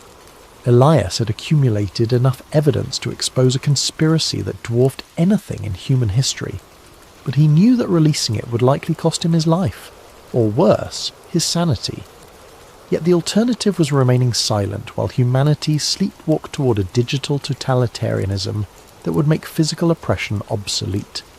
He began by seeding information across the dark web's most secure forums, using identity masking techniques that should have made him untraceable. The posts were carefully crafted to appear as random discoveries by different users, avoiding the pattern recognition algorithms that monitored conspiracy communities. Each fragment of evidence was real but incomplete, requiring readers to connect the dots themselves. The response was immediate and disturbing. His posts gained traction quickly, too quickly. Within hours, they were being shared across platforms, analysed by citizen journalists, and discussed in mainstream media as examples of dangerous misinformation. The speed of the reaction suggested a coordinated response, as if the revelation had been anticipated and prepared for in advance. More troubling was the nature of the responses. While some users took the evidence seriously, others immediately began discrediting it with arguments that seemed too sophisticated to be spontaneous. They pointed to technical inconsistencies that Elias was certain didn't exist, questioned source authenticity with forensic expertise that suggested professional training, and redirected discussions toward harmless tangents that neutered the information's impact. Within days, his revelations were being treated as another internet conspiracy theory, filed alongside flat earth theories and lizard people claims. The evidence was dismissed not through logical refutation, but through association with obviously false ideas, a technique the archived documents had called cognitive contamination. As the online discussions evolved, Elias realised he was watching a masterpiece of psychological manipulation in real time. The truth was being buried not through censorship, but through calculated flooding with disinformation. His genuine evidence was drowning in a sea of deliberate nonsense, making it impossible for reasonable people to distinguish fact from fantasy. But the digital warfare was only the beginning. Physical reality began shifting around him in subtle but unmistakable ways. His internet speed slowed to a crawl whenever he tried to upload new evidence. Delivery services could no longer find his address. His phone developed a mysterious static that made conversations nearly impossible. Even his electricity began fluctuating at random intervals, causing his equipment to crash at the most inconvenient moments. The psychological pressure was more sophisticated than anything he had imagined from the case studies. Rather than obvious intimidation, he faced a constant series of minor inconveniences and technical failures that could be dismissed as coincidence by anyone who wasn't experiencing them directly. The effect was maddening, literally. He began questioning his own perceptions, wondering if paranoia was making him see patterns that didn't exist. Sleep became elusive as his apartment filled with unexplained sounds. Electronics hummed at frequencies that seemed designed to prevent rest. The heating system cycled erratically, creating temperature fluctuations that made comfort impossible. Water pressure dropped whenever he tried to shower, and his refrigerator developed a whine that stopped only when he was away from his computer. Friends and family members began expressing concern about his mental state, though he couldn't remember telling them about his research. They called with surprising frequency, all using similar language about the importance of seeking help and taking breaks from the computer. The conversations felt scripted, as if his loved ones were reading from prepared statements. As days blended into a haze of technical failures and social pressure, Elias realised he was living inside one of the case studies he'd discovered. They weren't just monitoring him, they were actively dismantling his life with surgical precision. But unlike the previous victims, he knew what was happening. That knowledge might be his only chance of survival. He had to reach the final layer of the archive before they completed their psychological destruction. If his theory was correct, the deepest files would contain the ultimate revelation, and possibly his salvation. The final server required every technique Elias had learned over 2 decades of hacking, protected by quantum encryption and guarded by AI systems that adapted to his intrusion attempts in real time. It represented the pinnacle of digital security. Yet as he worked through the night, fueled by desperation and the last of his energy drinks, the barriers fell with almost suspicious ease.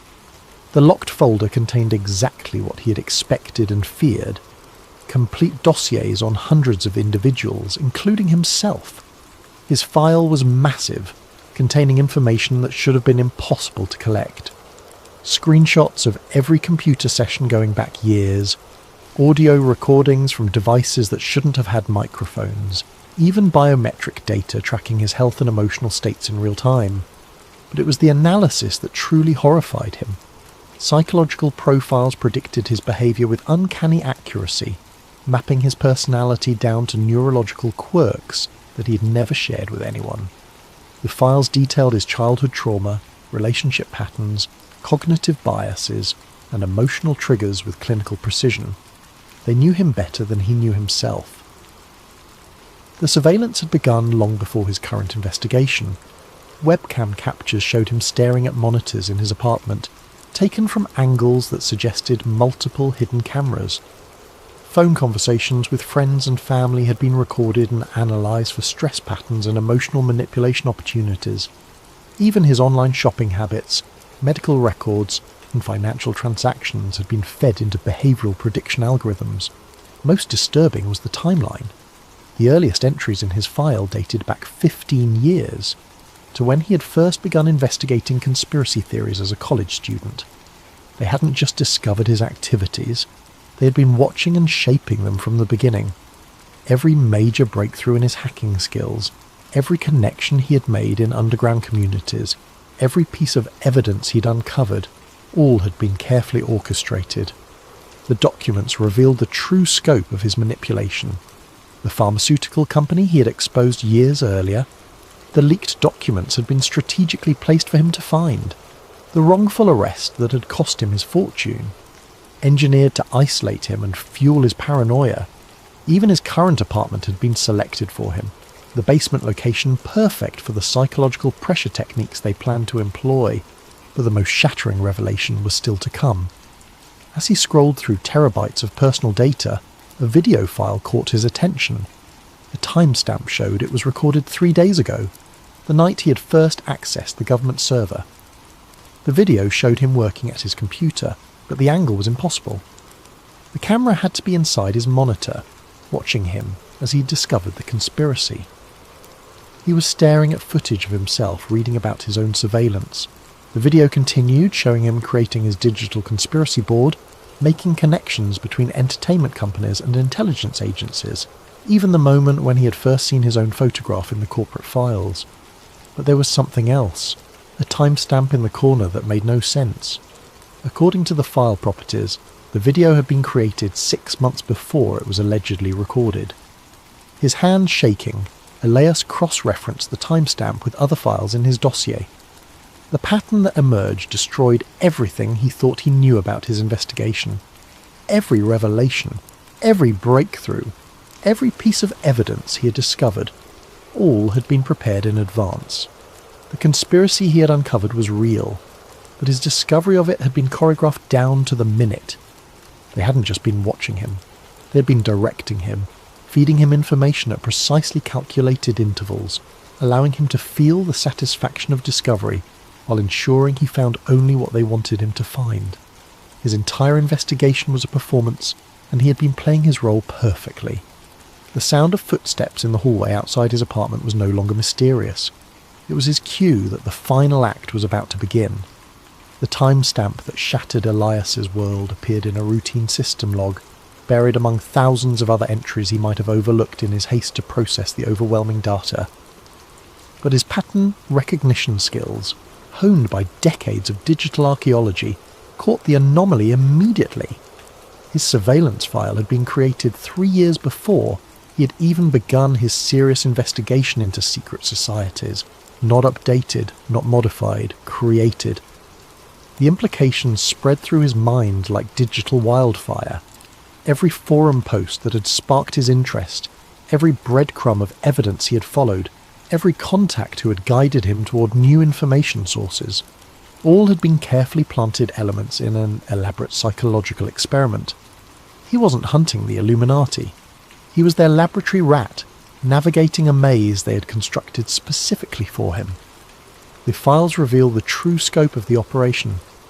Project Cassandra aimed to study how individuals with specific psychological profiles could be guided toward predetermined conclusions while believing they were conducting independent research.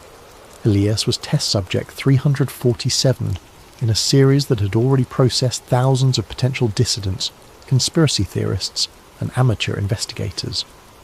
The methodology was diabolical in its sophistication. Rather than suppressing information, they had created controlled leaks that satisfied the subject's desire for hidden truth, while ensuring that any revelations served their ultimate purposes. Every conspiracy theorist who believed they had uncovered secret plots was actually participating in a massive behavioural study that helped refine mass manipulation techniques. But Project Cassandra served another purpose, creating the perfect patsies. When subjects like Elias inevitably attempted to share their discoveries, the public would dismiss them as delusional paranoids. The conspiracy theorists discredited themselves more effectively than any government censorship could, providing cover for the real operations happening in plain sight. The genius was circular. They used genuine conspiracies to hide their conspiracy, to create conspiracy theories. The Ouroboros of manipulation consumed its own tail while strengthening the head. Elias found video recordings of planning meetings where researchers discussed his psychological profile like entomologists studying an insect. His obsessive personality, his need for validation through intellectual superiority, his isolation and distrust of mainstream society, all were noted as advantageous traits for the experiment. They had identified him as an ideal subject before he had even begun his journey into the digital underground. The recordings were clinical in their detachment. Subject 347 shows exceptional persistence and pattern recognition abilities. Recommend accelerating the revelation timeline to achieve maximum psychological impact. His technical skills allow for more sophisticated evidence plants than previous subjects. Agreed. The deep web forums are seeded and ready. Will allow him to discover the entertainment industry connections next week, followed by the financial networks the following month. Estimated timeline to complete breakdown, 6 to 8 months. What about extraction? Standard protocol. Once he achieves full paranoid state, we'll activate the final revelation. The cognitive dissonance should ensure complete psychological collapse within 72 hours. Subject will either retreat into catatonic withdrawal or self-eliminate. Either outcome serves project goals. The footsteps outside his door had stopped. In the silence that followed, Elias could hear his own heartbeat thundering in his ears like a countdown timer. Every shadow in his peripheral vision might be a hidden observer. Every electronic device could be a surveillance tool. Even his own thoughts felt compromised, infected by the knowledge that his mind had been invaded and mapped by researchers who understood his psychology better than he did. But as despair threatened to overwhelm him completely, a final realization emerged from the chaos of his collapsing worldview. If they had created all of this as an experiment, if his investigation was a carefully orchestrated performance, then the evidence he had found might be real after all. They couldn't manipulate him with fake conspiracies. They had to use genuine ones to make the manipulation believable.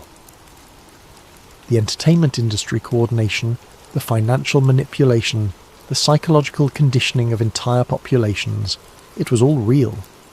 His discovery of it might have been staged, but the conspiracy itself existed exactly as he had uncovered it. They had made one critical error in their psychological experiment. They had given him access to the truth. The question was whether that knowledge could serve any purpose now that he understood his role as an unwitting puppet. As the footsteps resumed outside his door, moving with deliberate slowness toward his apartment, Elias realized he had perhaps minutes to decide how this story would end. He could retreat into madness as they expected, becoming another cautionary tale about the dangers of conspiracy thinking. He could attempt to fight back, though they had mapped every aspect of his psychology and would anticipate any strategy he might devise. Or he could find a third option, something they hadn't planned for because it lay outside their understanding of his character. The gentle knock on his door interrupted his thoughts. A voice, polite and professional, spoke through the thin wood. "Mr. Corrin, we need to talk."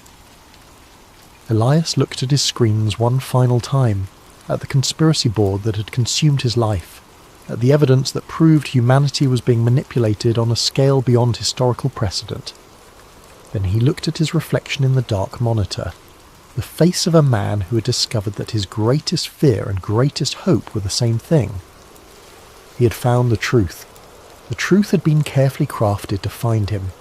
But perhaps, in that circular dance of manipulation and discovery, lay an opportunity that neither he nor his watchers had anticipated.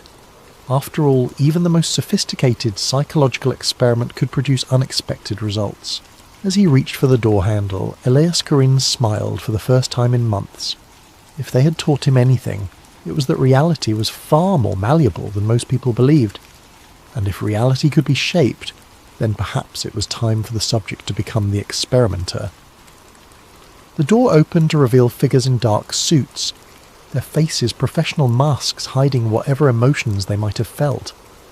But as they looked into Elias's eyes, something shifted in their expressions, a flicker of uncertainty that suggested their psychological profiles might have missed something crucial about their carefully studied subject. "Gentlemen," Elias said, his voice steady despite the chaos in his mind, "I've been expecting you.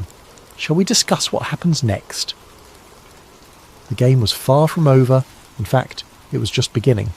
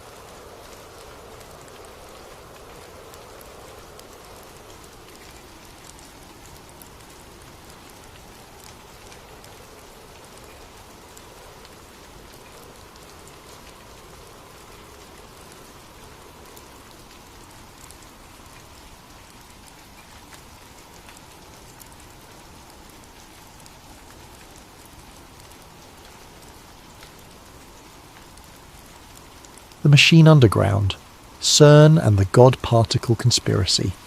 Before we dive into tonight's story, if you're enjoying the content here on Sleep Theories, consider dropping some hype points on this video. It really helps us keep bringing you these deep dives into the unknown, and if you feel like it, drop a comment telling us what time it is, where you are, and where in the world you're listening from. We absolutely love seeing the global community we've built here, watching people tune in from every corner of the planet at every hour of the day and night. No pressure though, only if you want to share. Tonight's journey takes us beneath the peaceful farmland of the Swiss-French border, into the depths of the world's most ambitious scientific experiment. A huge thank you to Javiera Miss Chouet, Ahmad, Louis-22, and Chris for suggesting we explore this topic. You asked for it, and here we are. Picture this: 17 miles of circular tunnel, buried 100 meters underground, constructed at a cost approaching $9 billion, built for one purpose: to recreate the first moments after the Big Bang. Scientists call it the Large Hadron Collider. But what if the people studying the birth of the universe are simultaneously tearing holes in the fabric of reality itself? The fields above Geneva look unremarkable. Cows graze, farmers tend their land, families picnic on hillsides that roll gently toward the Alps. But beneath this pastoral scene lies something extraordinary. The world's largest scientific instrument. The Large Hadron Collider sits in a ring-shaped tunnel that crosses international borders, threading through Switzerland and France without most residents even knowing it's there. The facility is operated by CERN, the European Organisation for Nuclear Research, founded back in 1954 when the ashes of World War II were still fresh, and scientists dreamed of uniting Europe through shared discovery rather than dividing it through conflict. The machine's purpose sounds simple enough: accelerate protons to near light speed and smash them together to study the fundamental building blocks of reality. But here's where things get interesting. Since the Collider's first full power run back in 2008, a strange pattern emerged: global glitches, unexplained phenomena in the sky. The sudden rise of the Mandela effect, where millions of people remember history differently than it actually occurred. Mass digital outages that seem to cascade across continents without clear cause. And every single time, when you trace the dates backward, you find the same thing. The Large Hadron Collider was running at high power. Coincidence? Maybe. But the pattern is undeniable enough that it spawned one of the most persistent conspiracy theories of the 21st century. The theory that CERN isn't just studying the universe, they're changing it. What most people don't know is that beneath Geneva, CERN stores antimatter, the mirror opposite of normal matter. When matter and antimatter meet, they annihilate completely, converting all their mass directly into energy according to Einstein's famous equation. A single gram of antimatter reacting with a gram of matter would release an explosion equivalent to a nuclear bomb. The amount stored at CERN is minuscule, measured in nanograms, but it exists. Contained in magnetic bottles deep underground, suspended in vacuum, held mere atoms away from the container walls. One mistake, one power failure, one miscalculation. That's all it would take. Achid 1. The promise of science. To understand how we got here, we need to go back to the beginning. Construction of the Large Hadron Collider began in 1998, built into an existing tunnel that once housed an earlier particle accelerator. The project took a decade and required unprecedented international cooperation. Thousands of scientists, engineers and technicians from dozens of countries worked together to create something that pushed the absolute limits of human engineering. The tunnel itself runs in a circle 27 kilometres in circumference, buried between 50 and 175 metres below the surface. Why underground? Because a project this massive would be impossible to build above ground, and the stable bedrock provides crucial stability for experiments that require precision down to fractions of a nanometer. But there's another reason. One CERN doesn't advertise. The depth provides natural shielding from cosmic rays and the electromagnetic interference. It also provides secrecy. Whatever happens in that tunnel happens hidden from public view, monitored only by the scientists who operate it and the governments who fund it. On September 10th, 2008, the moment finally arrived. The first beam of protons successfully circulated through the entire ring. Scientists at CERN headquarters erupted in applause. It was a triumph of human ingenuity, the culmination of decades of theoretical physics made real. But 9 days later, disaster struck. On September 19th, a faulty electrical connection between two superconducting magnets caused a catastrophic helium leak. Liquid helium, used to cool the magnets to near absolute zero, vaporized explosively. The resulting pressure wave damaged 53 magnets, each weighing several tons. The entire system had to be shut down. The official explanation was equipment failure, a design flaw in the electrical connections that nobody caught during testing. But conspiracy theorists noted something strange. The failure happened just days after the first successful circulation, during the initial attempts to ramp up to collision energy. as if something in the system didn't want to be activated, as if the universe itself was pushing back. Repairs took over a year. It wasn't until March 30th, 2010 that collision experiments finally began. The proton beams, travelling in opposite directions, around the ring, were guided into head-on collisions at energies of 7 trillion electron volts, 7 TeV in the shorthand of particle physics. And then they started finding things. The primary target was something called the Higgs boson, a theoretical particle predicted back in 1964 by physicist Peter Higgs and several colleagues. According to the standard model of particle physics, the Higgs boson is responsible for giving all other particles their mass. Without it, electrons, quarks, and every other fundamental particle would be massless, unable to form atoms, and the universe as we know it couldn't exist. It was nicknamed the God particle, a term physicists actually hate because it oversimplifies the science and sounds grandiose.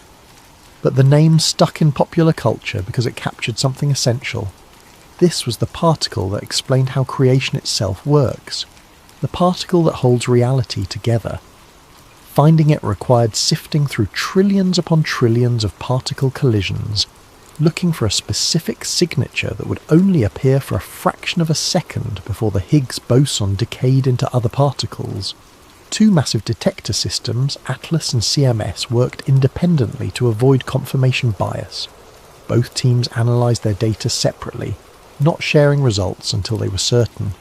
On July 4th, 2012, CERN held a press conference. Director General Rolf Hoyer stood before a room packed with scientists and journalists. Fabiola Gianotti, who led one of the detector teams and would later become CERN Director General herself, presented the findings. "We observe in our data clear signs of a new particle," she announced, "at the level of 5 sigma. In statistical terms, 5 sigma means there's less than 1 in 3.5 million chance the signal is random noise. It was conclusive. They'd found it. The Higgs boson was real." Peter Higgs, then 83 years old, sat in the audience with tears streaming down his face. The particle that bore his name, predicted nearly 50 years earlier, had finally been discovered. The following year, he and François Englert shared the Nobel Prize in Physics. It should have been pure celebration, the crowning achievement of modern physics, and for scientists it was. But outside the academic world, something else was brewing. Online forums exploded with a different kind of reaction. Hundreds of threads appeared, all asking the same question. Did CERN just break the universe? Because something strange happened in the weeks following the announcement. People started noticing things, small things at first, memories that didn't match reality, logos that looked wrong, movie quotes that had changed, geography that seemed off. The Mandela effect was about to explode into public consciousness, and it was going to change everything. AC2, the strange signs and the shifting reality. The conspiracy theories started almost immediately, but they didn't solidify into a coherent narrative until strange incidents began accumulating. August 2016. A video goes viral showing several people wearing dark robes gathered at night in front of a statue on CERN's campus. The statue depicts Shiva Nataraja, the Hindu god of cosmic creation and destruction, a gift from the Indian government installed back in 2004. In the video, the robed figures seem to be conducting some kind of ritual. Then, in full view of the camera, one figure appears to stab another. The internet lost its mind. CERN responded quickly, confirming the video was real but dismissing it as a prank by visiting scientists meant to play into the conspiracy theories. They said they'd identified the people involved and handled it internally, but they refused to release any additional footage from their security cameras, citing privacy concerns. To conspiracists, this was confirmation. Why hide the full footage if it was just a harmless prank? What were they trying to conceal? And why would scientists, supposedly rational people dedicated to empirical truth, stage a mock human sacrifice in front of a statue representing cosmic destruction? Unless it wasn't entirely a mock ritual, unless there was something more happening that night. That same year, another pattern emerged. During several high-energy test runs, brief technical outages at the facility coincided with regional power fluctuations across parts of France and Switzerland. Nothing catastrophic, just momentary brownouts and voltage irregularities. CERN's official explanation was that the collider draws enormous amounts of power during operation, about the same as a medium-sized city, and this can stress the local grid. Fair enough. But then something happened that even skeptics found hard to dismiss as pure coincidence.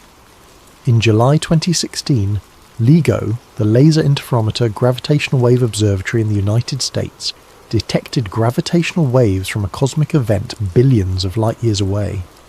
This was groundbreaking science, the kind of discovery that makes headlines worldwide.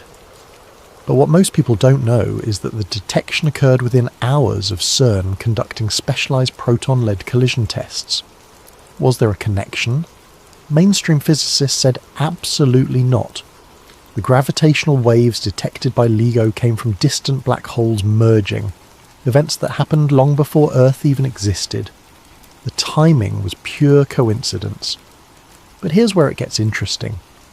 Some theoretical physicists, operating on the fringes of accepted science, have proposed that high-energy particle collisions might create ripples in space-time, microscopic gravitational waves that could theoretically resonate with larger cosmic events. The mathematics is speculative, far from proven, but it's not completely impossible. What if CERN's experiments didn't cause the gravitational wave detection, but rather amplified it? What if there's some kind of quantum entanglement between human experiments and cosmic phenomena? What if, by recreating the conditions of the Big Bang, we're somehow connecting ourselves to other moments in space-time when those conditions existed? It sounds like science fiction. But so did gravitational waves themselves until we detected them. The Mandela Effect Timeline. Around 2012, shortly after the Higgs boson discovery, internet forums began filling with reports of the Mandela Effect. Named after a widespread false memory that Nelson Mandela died in prison in the 1980s, when he actually lived until 2013, the phenomenon describes situations where large groups of people remember historical events, brand names or cultural details differently than reality. But let's get specific about the timeline, because the correlation is disturbing. July 4th, 2012. CERN announces the Higgs boson discovery. July through September 2012. The first major wave of Mandela Effect reports appears on Reddit, 4chan, and conspiracy forums. People start documenting memories that don't match recorded history. The examples are oddly specific. The Berenstain Bears children's book series. Thousands of people, many of them former teachers and librarians who read these books professionally, insist the name was spelled Berenstain with an E. They remember it clearly. Some claim to have childhood books with the correct spelling, but every verifiable copy in existence shows Berenstain with an A.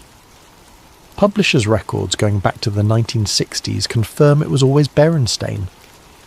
How do you explain thousands of people misremembering the same spelling in the same way?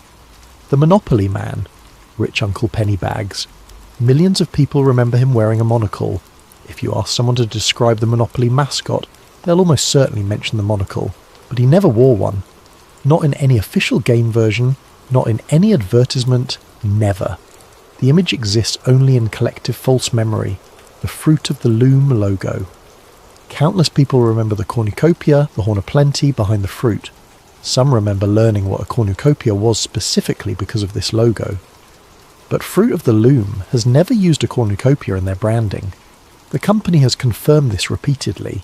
These are just the famous examples. The lists go on for hundreds of entries. Geography that seems wrong. Brands spelled differently than remembered. Movie quotes that changed. Historical events that happened differently than people recall. Famous people who died at different times or in different ways than collective memory suggests. And here's the thing that keeps conspiracy theorists up at night. The intensity of Mandela Effect reports corresponds almost perfectly with CERN's operational schedule. an independent researcher using the name Elias Carter did a statistical analysis that CERN refuses to address. Carter obtained the LHC's public run logs, which show when the collider operates and at what energy levels. He then scraped thousands of Mandela effect reports from various online platforms, extracting the dates when people first noticed discrepancies. His findings, major energy spikes at CERN, preceded waves of Mandela effect reports by an average of 30 to 60 days. The correlation was statistically significant, even accounting for publication bias and increased media attention. Carter's interpretation: reality shifts don't happen instantaneously. They propagate outward from the collision point, moving through space-time like ripples in a pond. People notice the changes gradually as the new timeline stabilizes and overwrites the old one. Those who notice fastest are those most sensitive to these shifts, or perhaps those whose consciousness exists slightly out of phase with consensus reality. Mainstream scientists dismissed Carter's work entirely, pointing out massive methodological flaws. The sample sizes were inconsistent, the date ranges were cherry-picked. He failed to control for social media algorithms that would naturally create clustering effects. And fundamentally, the entire premise violated established physics. But Carter had an answer for that last objection. He pointed to the measurement problem in quantum mechanics, the observer effect, the double-slit experiment showing that observation changes quantum outcomes. He argued that consciousness might play a role in collapsing quantum superpositions, and if CERN was creating conditions where multiple realities briefly overlapped, perhaps some observers retained memories from the superseded timeline. It's speculation built on speculation, but it's internally consistent speculation that explains a phenomenon mainstream science can't adequately address. Because the one thing everyone agrees on is that the Mandela effect is real as a psychological phenomenon. Millions of people do share these specific false memories. The disagreement is only about why. The D-wave connection. In 2013, the conspiracy took another turn when researchers discovered a possible connection to D-wave systems, a Canadian company building quantum computers. D-wave's computers operate on completely different principles than classical computers. Instead of bits that are either 1 or 0, they use qubits that can exist in superposition, simultaneously representing both states until measured. The computers are kept at temperatures near absolute zero, colder than deep space, and use quantum annealing to solve optimization problems by exploring all possible solutions simultaneously across quantum states. In other words, D-wave computers briefly create conditions where multiple computational realities exist at once. CERN announced in November 2013 that they'd be using D-wave quantum computers to help analyse the massive data sets generated by the LHC. The partnership made sense scientifically. The amount of data produced by particle collisions is staggering, and quantum computers theoretically excel at pattern recognition and optimization tasks. But conspiracy researchers noticed something disturbing.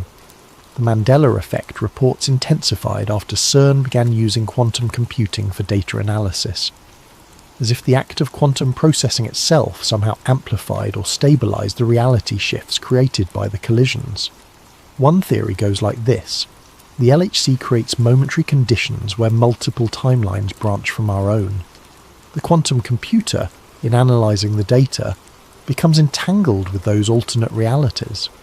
Through some mechanism nobody understands, information from those other timelines leaks back into our reality, creating inconsistencies and false memories. It sounds absurd. Until you remember that quantum entanglement does allow instantaneous correlations between particles regardless of distance. Until you consider that the observer effect does show consciousness interacting with quantum systems. Until you look at the many worlds interpretation of quantum mechanics, which seriously proposes that every quantum measurement creates actual branching universes.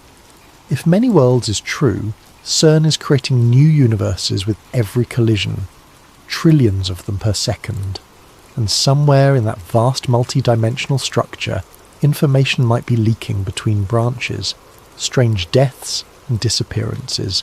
Then there are the people who died or vanished. In January 2011, a senior particle physicist at CERN fell from the 7th floor of his apartment building in Geneva.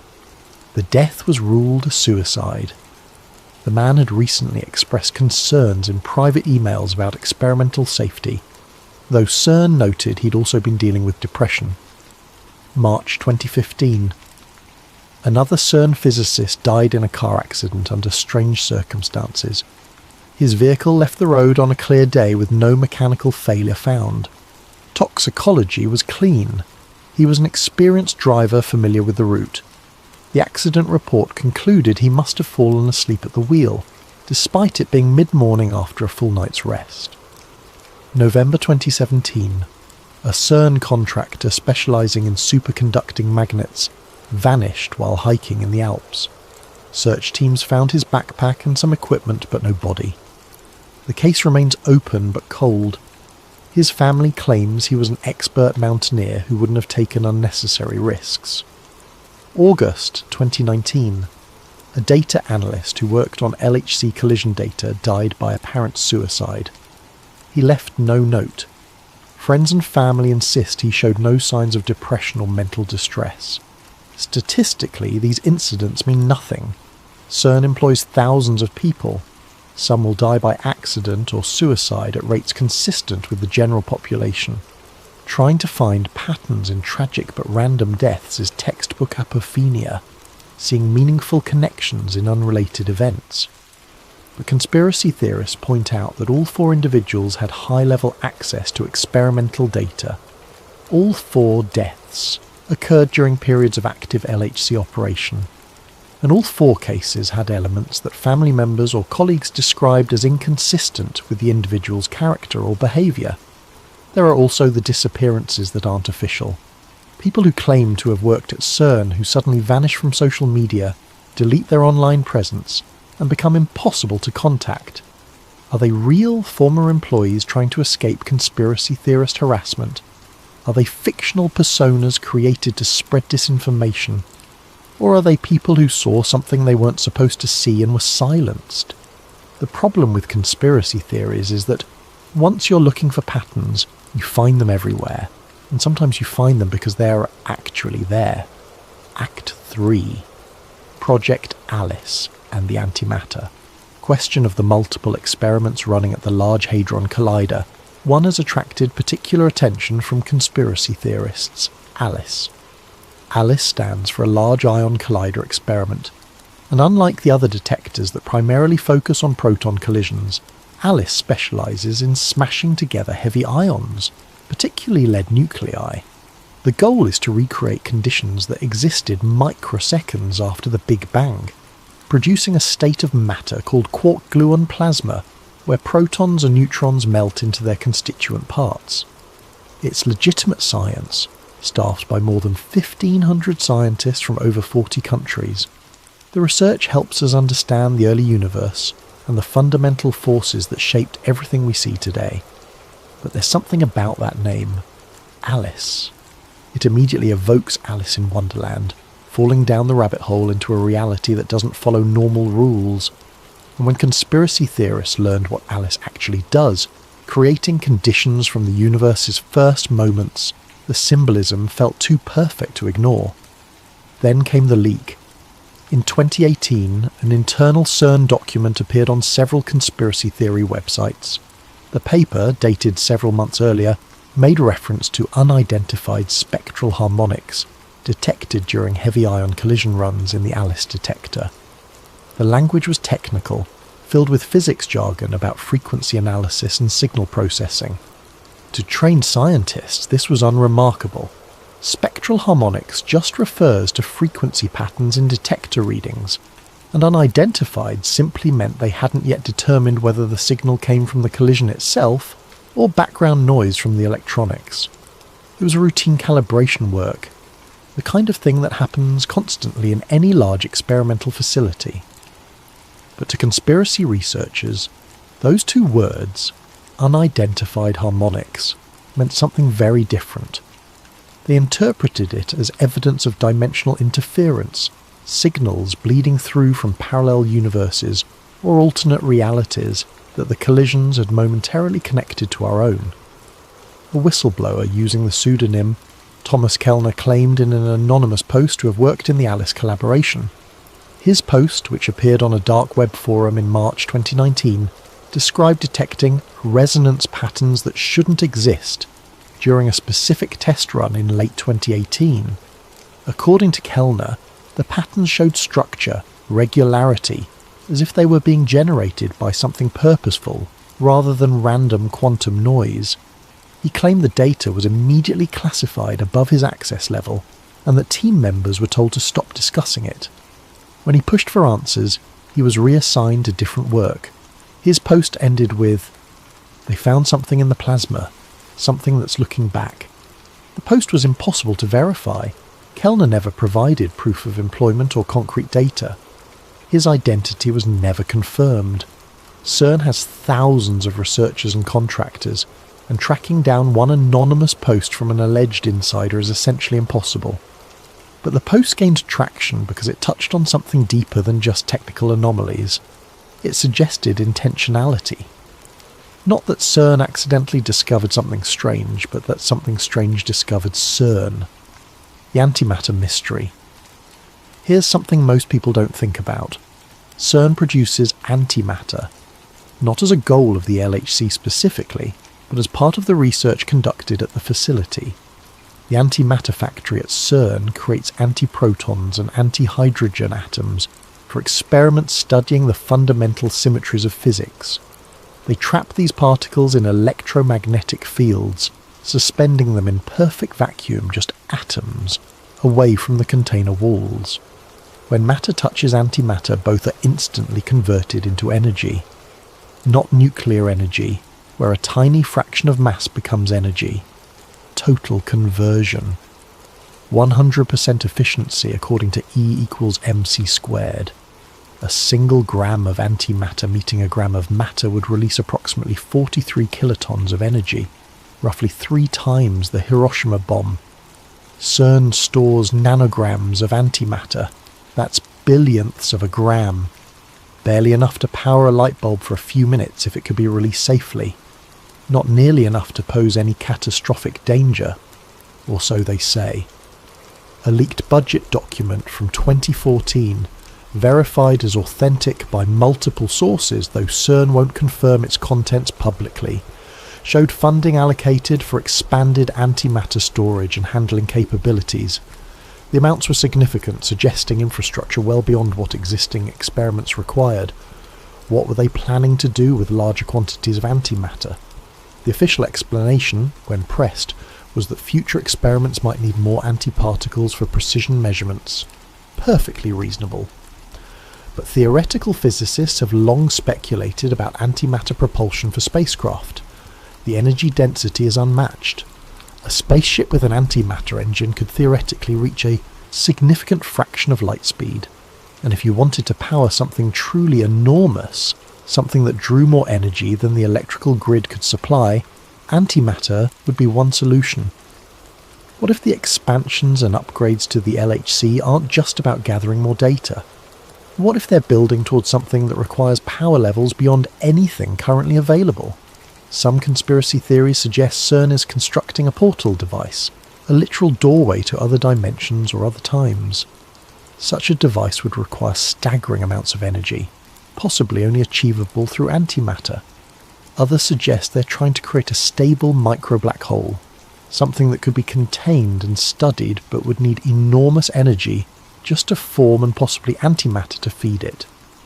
These theories are wildly speculative, bordering on science fiction, but they emerge from a simple observation. CERN keeps expanding its capabilities and increasing its energy usage for reasons that aren't always publicly explained in detail. They're preparing for something beyond current experiments. The question is, what? Act 4. Run 3 and the New Fears. After the Higgs boson discovery, CERN began planning major upgrades to the Large Hadron Collider.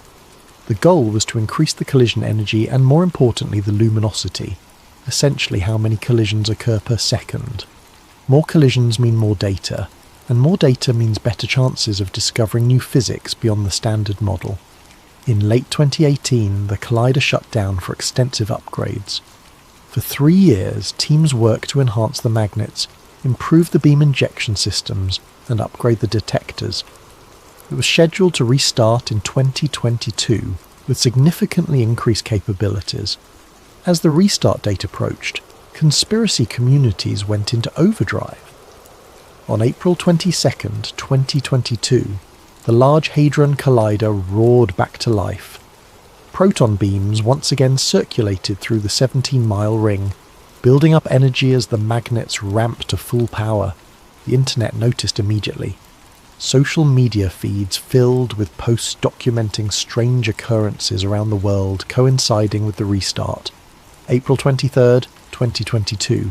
Multiple reports of unusual cloud formations across Europe. Perfectly circular gaps in cloud cover, as if something had punched through from below. Meteorologists attributed this to natural atmospheric phenomena, but the timing and geographic distribution centered suspiciously on Geneva. April 25th. A widespread internet outage affected major platforms globally. The cause was traced to a configuration error at a cloud services provider, nothing to do with CERN. But the timing was noted. April 27th. Amateur astronomers recorded unusual electromagnetic readings in the upper atmosphere above Switzerland. The signals were brief, lasting only seconds, but were strong enough to be picked up by equipment designed for studying aurora phenomena. Then, on July 5th, 2022, Run 3 officially began. The collision energy reached 13.6 TeV, the highest ever achieved. CERN celebrated this milestone, announcing it would lead to unprecedented sensitivity for detecting rare particle interactions. Social media exploded. Within hours of the announcement, Twitter, Reddit and TikTok filled with posts claiming CERN had opened the portal again. People compiled lists of strange occurrences that happened around the same time. Unusual cloud formations, unexplained booms heard across different continents, reports of electronic devices malfunctioning, even claims that the texture of reality felt different somehow. A hashtag trended. CERN again. But it wasn't just online hysteria. Credible, documented incidents occurred that skeptics found harder to dismiss. July 6, 2022. The European Mediterranean Seismological Centre recorded unusual seismic activity in the Geneva region. Not earthquakes, but rhythmic vibrations at regular intervals. The pattern matched the collision schedule at CERN. Geologists explained that large machinery can create detectable vibrations, but the signals were stronger than expected from an underground facility. July 8th. Multiple commercial airline pilots reported temporary instrument malfunctions while flying over or near Switzerland. Compass deviations, altitude indicator glitches, GPS errors. Each incident lasted only minutes, and all instruments returned to normal function. Aviation authorities investigated and found no systemic issues with the aircraft. July 10th. A power substation in France, about 50 kilometres from CERN, experienced an unexplained surge that tripped safety systems and caused temporary outages in surrounding areas. The utility company couldn't identify the source of the surge. Each incident individually was explainable. Collectively, they formed a pattern that was harder to ignore. CERN spokesperson, Paula Alves, responded to the surge of concern in multiple interviews. Her message was consistent and patient. No, we're not opening portals. We're recreating particle interactions that happen naturally in the atmosphere every second. The only difference is we're doing it in a controlled environment where we can study what happens. She emphasised the safety studies that had been conducted before every upgrade, the peer review process involving thousands of independent scientists, and the fundamental impossibility of the collider creating anything dangerous. The energies involved, while huge by human standards, were tiny compared to cosmic ray collisions that have been bombarding Earth for billions of years without causing any problems. To most people this was reassuring, but to the conspiracy-minded, Official denials just added fuel to the fire, the Reality Monitoring Project. Independent researchers began monitoring electromagnetic data around the Geneva area using commercially available magnetometer equipment to detect fluctuations in Earth's magnetic field. Several groups claim to have recorded anomalies that coincided with LHC operational schedules, though the data was never formally published or verified by independent institutions. One particularly detailed effort came from a group calling themselves the Reality Monitoring Project. They set up monitoring stations at various distances from CERN, ranging from 5 kilometers to over 200 kilometers away, and collected readings continuously over several months during Run 3 operations. Their equipment measured magnetic field strength, electromagnetic radiation across multiple frequencies, and even subtle air pressure variations. All data was time-stamped and logged automatically to avoid human bias. Their findings, posted freely online with all raw data available for anyone to analyse, showed what they described as irregular magnetic pulses that appear to correlate with high-energy collision windows. The pulses were small, barely above background noise, but they were present and they were rhythmic. More disturbing, the pulses seemed to propagate outward from Geneva. Stations closer to CERN detected them first, with outer stations picking up similar patterns minutes to hours later, as if the disturbance was spreading through the magnetic field at a measurable speed. The Reality Monitoring Project published their methodology and invited skeptical scientists to review their work. Several did, pointing out multiple problems.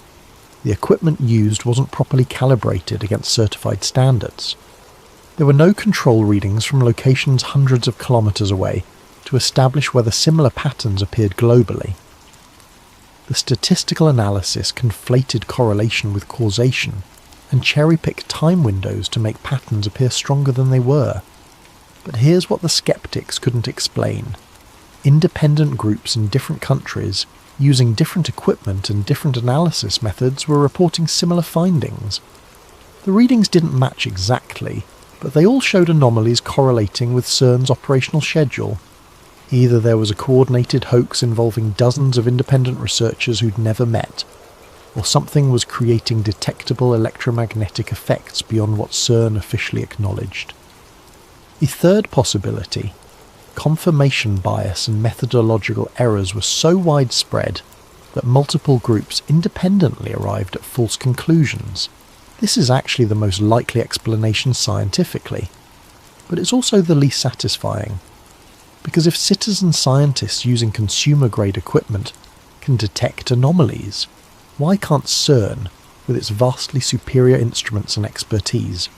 Either the anomalies are real, and CERN knows about them but isn't disclosing the information, or the anomalies are artifacts of poor methodology, and CERN is simply ignoring noise. Neither answer is comforting. Aceat 5. The symbolism, the rituals, and the silence. If you visit CERN's main campus in Geneva, one of the first things you'll notice is the statue of Shiva. The statue depicts Shiva Nataraja, the lord of the cosmic dance. It stands about 2 meters tall, bronze and graceful, showing the god frozen mid-dance inside a ring of flames. One foot crushes a demon representing ignorance, the other lifts in eternal motion. Multiple arms spread outward, one hand holding a drum representing creation, another holding fire representing destruction.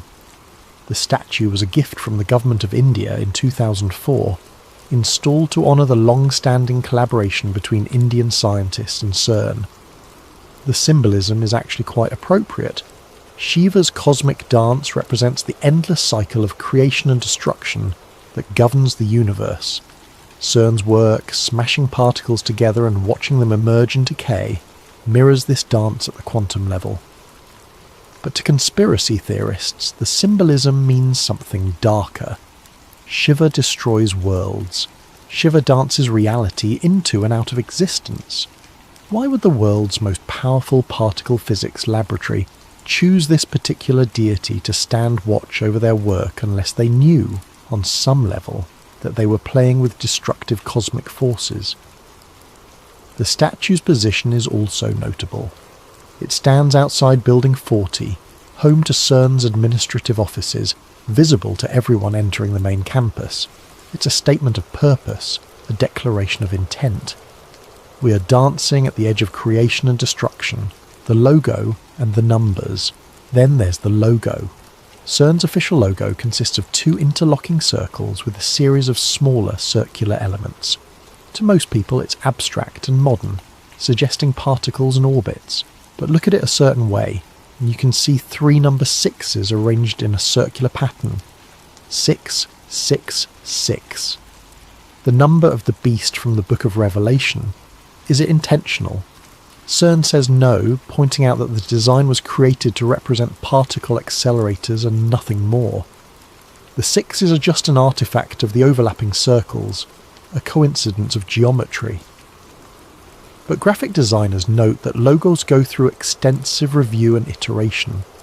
Someone at some point must have noticed the 6s, someone must have pointed it out, and yet the design remained unchanged. For conspiracy theorists with religious inclinations, this is proof of intentional satanic symbolism. They point to other numbers associated with CERN as well. The collider itself is 17 miles in circumference. In some numerological systems, 17 reduces to 8, which itself represents infinity and eternal cycles. The tunnel sits between 50 and 175 metres below ground. That's an average depth of 112.5 metres. Add those digits. 1 plus 1 plus 2 plus 5 equals 9. Multiply by the number of 6s in the logo. 3 times 9 equals 27, the exact number of kilometres in the tunnel. This is numerology, not mathematics. You can make any set of numbers mean anything if you manipulate them enough. But the patterns keep appearing, and to believers, that means something. The opening ceremony. In June 2016, the Gotthard Base Tunnel opened in Switzerland, the world's longest and deepest traffic tunnel, running parallel to and even deeper than the LHC in some sections. The opening ceremony was one of the strangest public events in recent memory. The ceremony featured bizarre theatrical performances, people in white bodysuits writhing on the ground, a baby-faced sun with an enormous tongue, workers bowing down to a goat-headed figure, dancers simulating sexual acts, imagery of death and resurrection. It was surreal, disturbing, and broadcast live to millions of viewers. CERN scientists were invited guests of honour, prominently featured in attendance. The official explanation was that the ceremony represented Swiss folklore and the hard work of tunnel construction through allegory and artistic expression. The goat-headed figure was a reference to local legends, not Baphomet. The strange imagery was simply European performance art, but to conspiracy theorists, it looked like an occult ritual performed in plain sight. The symbolism echoed mystery school traditions, Masonic imagery, and satanic aesthetics. And CERN's presence connected the event to the larger narrative of scientific research as modern dark magic. A month later, the mock sacrifice video was filmed at CERN, the one supposedly explained away as a prank. The timing felt less like coincidence and more like continuation of something begun at the tunnel opening. Public relations or mocking. CERN's public outreach doesn't help quiet these concerns, at least not in the way they intend. In an effort to make their work accessible and exciting, they've produced videos and installations that play with concepts from science fiction and quantum theory. Their visitor centre features artistic representations of parallel universes, wormholes and higher dimensions. In one promotional video from several years ago, CERN scientists talk about opening doorways to new dimensions and exploring realms beyond our everyday experience. They're speaking metaphorically, using vivid language to describe abstract mathematics. But taken literally, those phrases sound exactly like what conspiracy theorists have been warning about. Another video featured a rap performance by CERN scientists, with lyrics about reaching beyond the veil and breaking through to other sides. It was meant to be fun and approachable. But the language, whether intentional or not, echoes occult terminology about piercing the veil between worlds and accessing forbidden knowledge? Are they mocking the conspiracy theories, embracing them ironically? Or do these linguistic choices reveal something about how CERN scientists actually think about their work, even if only subconsciously? When you spend your career trying to shatter the fundamental structure of matter, when you deliberately create conditions that haven't existed since the first moments after creation, maybe your language naturally drifts toward the apocalyptic and the mystical. Because that's genuinely what you're doing, even if the reality is prosaic particles in a tunnel rather than dramatic portals to other dimensions, the rumours and the silences. There are also the rumours, the whispered stories that circulate online, impossible to verify but too specific to feel completely fabricated. In 2015, an anonymous email supposedly leaked from someone claiming to work in CERN's data analysis division. The email described the detection of an unusual particle signature at an energy level of 750 GeV during test collisions. The particle appeared and vanished in a pattern that didn't match any known physics. The email claimed that upper management ordered the data suppressed, and the detection never officially reported. Months later, CERN did announce they'd observed an interesting signal around 750 GeV. But after collecting more data, they determined it was a statistical fluctuation, not a real particle.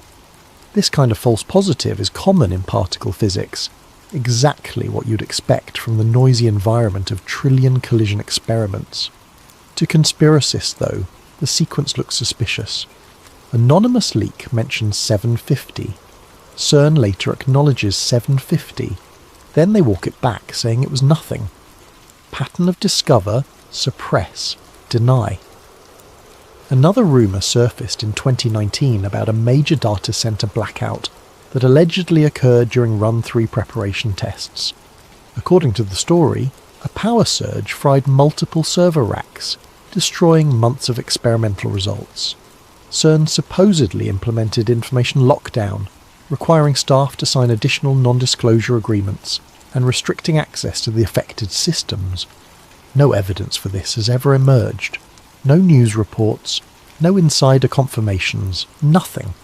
It might be completely invented, but it fits the pattern conspiracy theories thrive on. Data appears, something goes wrong, explanations arrive late or not at all, and the official story feels incomplete. The frustrating thing, from CERN's perspective, is that they are remarkably transparent. They publish thousands of scientific papers every year. Their data is available to researchers worldwide. Their safety reports are public. They give tours to school children and host public lectures. But transparency doesn't eliminate suspicion when people have already decided the official story can't be trusted. Every explanation becomes a cover story. Every denial confirms guilt. Every delay or complication becomes evidence of conspiracy. It's a psychological trap with no easy escape. And meanwhile, deep underground, the machine keeps running. The collisions continue. The data accumulates. Whatever is really happening beneath those Swiss fields, it's happening whether we trust CERN or not. AC6, the science, the speculation, and the unanswered questions. Let's take a step back and look at what scientists actually say about the concerns raised by conspiracy theories.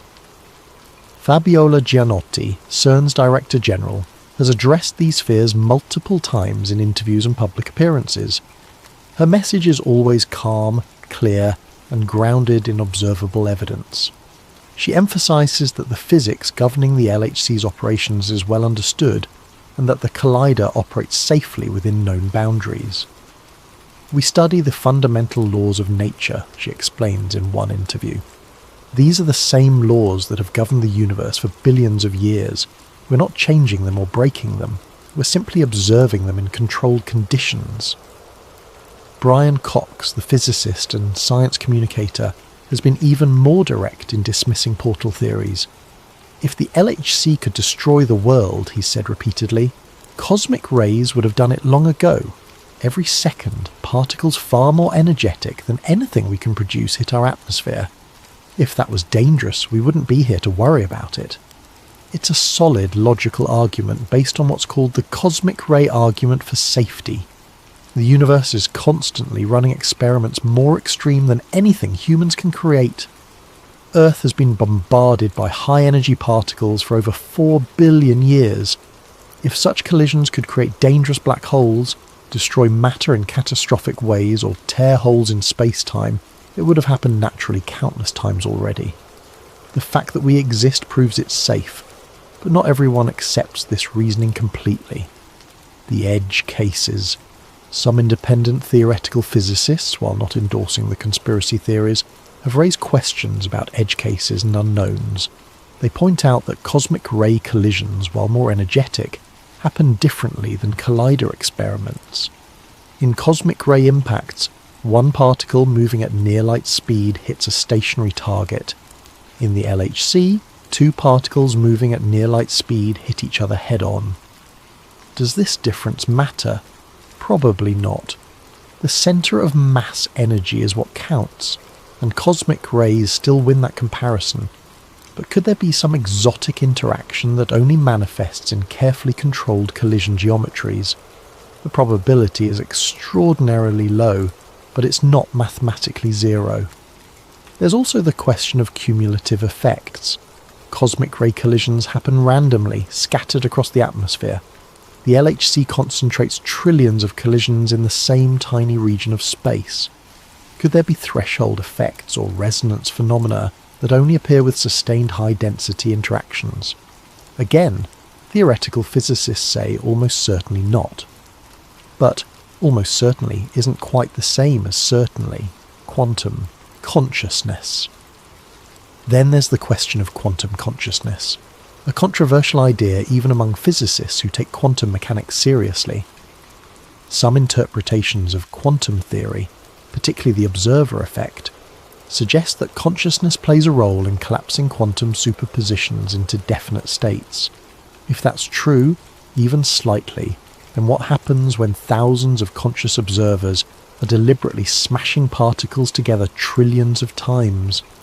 Are we just observing the quantum realm, or are we participating in shaping it? Mainstream physicists overwhelmingly reject this kind of thinking as pseudoscience. Consciousness, they argue, is an emergent property of complex neural networks, not a fundamental force that influences particle behaviour. The observer effect in quantum mechanics doesn't require consciousness, just interaction with measurement devices. But the philosophical questions linger. When we observe something at the absolute limits of reality, how sure can we be that the observation itself doesn't alter what we're seeing? This is where science starts to blur into something that looks like mysticism, not because the science is wrong, but because it's pushing into territory where human intuition breaks down completely. We evolved to understand medium-sized objects moving at moderate speeds in 3 dimensions. We did not evolve to intuitively grasp quantum superposition, space-time curvature, or 11-dimensional string theory. At a certain point, even the scientists have to operate on faith. Faith that the mathematics is correct.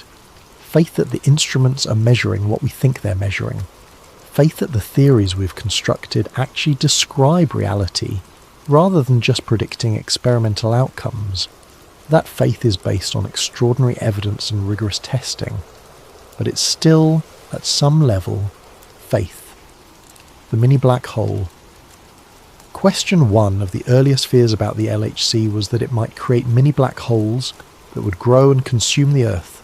This fear was prominent enough that CERN commissioned specific safety studies before the collider's first operations.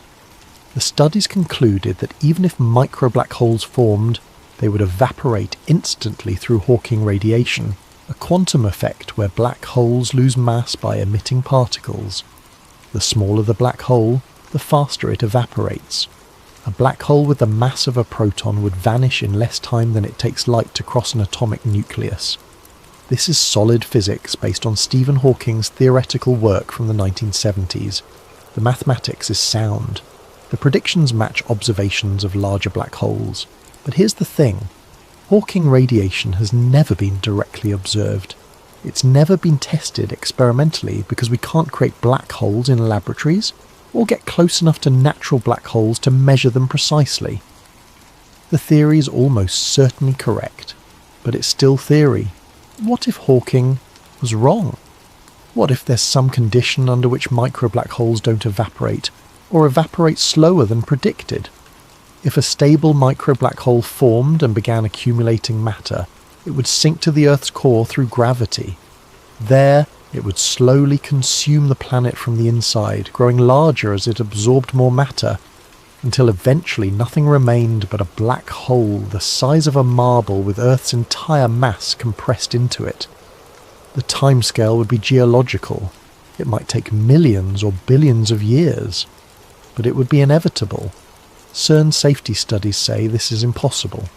Cosmic rays far more energetic than the LHC regularly create collisions in the atmosphere and in astronomical bodies throughout the universe. If stable, dangerous black holes could form from such collisions, neutron stars and white dwarfs would be full of them. The fact that these objects exist and are stable proves the safety of similar collisions in the LHC. It's a compelling argument, but it rests on our understanding of physics being complete and correct at these extreme energy scales. And history shows that our understanding of physics is never complete. Newton's laws worked perfectly until someone tested them at high speeds and discovered relativity. Relativity worked perfectly until someone examined the quantum scale and discovered quantum mechanics. What if there's another layer we haven't discovered yet? What if there are corrections to our theories that only matter at the precise conditions the LHC creates? The probability is infinitesimally small, but it's not zero, and we're betting the entire planet on being right. Act 7. The human element and the search for truth. To understand how the CERN conspiracy has persisted and grown, let's follow someone who tried to bridge the gap between believers and skeptics. Laura Hayes is a journalist, fictional for our purposes, but representative of many real reporters who've investigated this story. She spent 18 months documenting the CERN conspiracy community, interviewing everyone from CERN employees to online theorists, convinced reality was being rewritten with each collision. Her journey started simply enough. She wanted to understand why intelligent people believed something that mainstream science dismissed so completely. Were they all gullible, mentally unstable, or was there something deeper, some legitimate concern being expressed through the metaphor of conspiracy? What she found surprised her. The CERN employees she interviewed were, almost universally, thoughtful and patient. They understood the public's fear. They got the particle physics as counterintuitive, and that the scale of the LHC is genuinely intimidating. Many had children of their own and took safety concerns seriously, not just as scientists, but as human beings who wanted to leave a livable world for the next generation. They invited her to visit the facility, showed her the control rooms and detector halls, explained the layers of redundancy built into every system. They answered her questions without condescension, even when those questions came directly from conspiracy forums and involved concepts they knew were impossible. One researcher, Elena Kovac, spent 3 hours walking Laura through the safety analysis process. She explained how they model every conceivable failure mode, how they test components beyond their design limits, how they incorporate lessons from decades of accelerator operations worldwide. "Do you ever worry?" Laura asked. "Even a little?" Elena paused before answering. "I worry about calibration errors in the data. I worry about missing something important because we weren't looking in the right energy range. I worry about funding being cut before we answer the questions we're trying to answer. But destroying the world? No. The physics doesn't allow it. Not in any scenario we can conceive of with our current understanding. But your current understanding could be wrong." "It could be," Elena admitted. "But if we're that fundamentally wrong about physics, the universe should have destroyed itself billions of years ago through natural processes. The fact that we're here, having this conversation, is evidence that reality is stable under these conditions." It was a good answer, but it didn't entirely address the fear. On the other side, Laura met the conspiracy theorists. They weren't the stereotypes she expected. Many were educated, articulate, and genuinely curious about science. They'd done their research, read CERN's papers, understood the basic physics. But they'd also seen patterns mainstream scientists dismissed. They'd experienced the Mandela effect personally, held vivid memories that contradicted documented reality. They'd noticed the timing of global events and technical anomalies that seemed too consistent to ignore. And they felt like they weren't being heard. Every time they raised concerns, scientists responded with variations of "you don't understand" or "trust us." Even when the scientists meant this kindly, it felt patronising. It felt like being told to sit down and stop asking questions. Michael Torres, a former software engineer who'd become deeply involved in conspiracy research, explained his journey to Laura over coffee in Geneva within sight of CERN's campus. "I used to think conspiracy theorists were idiots," he said.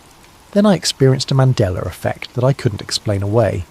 The Fruit of the Loom logo. I learned what a cornucopia was specifically from that logo when I was 6 years old. My mother had to explain what the horn thing behind the fruit was. That's a formative memory, clear as day. But the logo never had a cornucopia. I know, I've checked every version. It's not there. It never was there. But I remember it. And not vaguely. Crystal clear, specific memory tied to a learning moment with my mother. So you think CERN changed reality? I think something changed. Maybe it's CERN, maybe it's something else. But when thousands of people share the exact same false memory, that's not random. That's a pattern that needs explanation, or a pushback. Psychologists explain it through confabulation, suggestion, and the unreliability of human memory. Sure, that explains some of it. But all of it, with that level of specificity, with perfect consistency across thousands of independent accounts. Michael shook his head. I spent 20 years writing code, debugging systems, looking for patterns in data. This isn't noise, this is signal. The visit Laura's final trip to CERN happened during a scheduled test run. She stood in the visitor centre with a small group of tourists and journalists watching displays that showed the proton beams ramping up to full energy deep underground. The screens displayed real-time data, beam intensity, collision rate, detector readings. Numbers climbed. Graphs spiked. Somewhere below their feet, particles were being accelerated to 99.99999%, the speed of light, circling the ring 11,000 times per second before smashing together in bursts of pure energy. The guide explained what they were watching.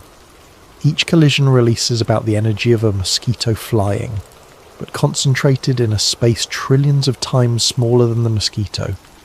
That concentration is what lets us probe the fundamental structure of matter. And then something happened. Nothing dramatic, just a brief flicker. The lights dimmed for a fraction of a second. A faint vibration rippled through the floor, barely perceptible unless you were paying attention. The CERN guide explained immediately. That's the main magnets coming online to full power. They draw tremendous current. You'll notice the lights sometimes fluctuate during high-energy operations. Everyone nodded. Perfectly normal. Exactly what you'd expect. But Laura felt something she couldn't quite name. Standing there, knowing that beneath her feet reality was being torn apart and reconstructed trillions of times per second, she understood both sides completely. The science said it was safe. The science was almost certainly right, but almost isn't quite the same as absolutely. In her notes later, she wrote, "Maybe it's just physics, or maybe every time they press that button, the universe has to choose which version of itself keeps going, and maybe we're all sitting here trusting that it keeps choosing us." She never published her investigation, not because she found evidence of conspiracy, but because she realised the truth was more nuanced than either side wanted to admit.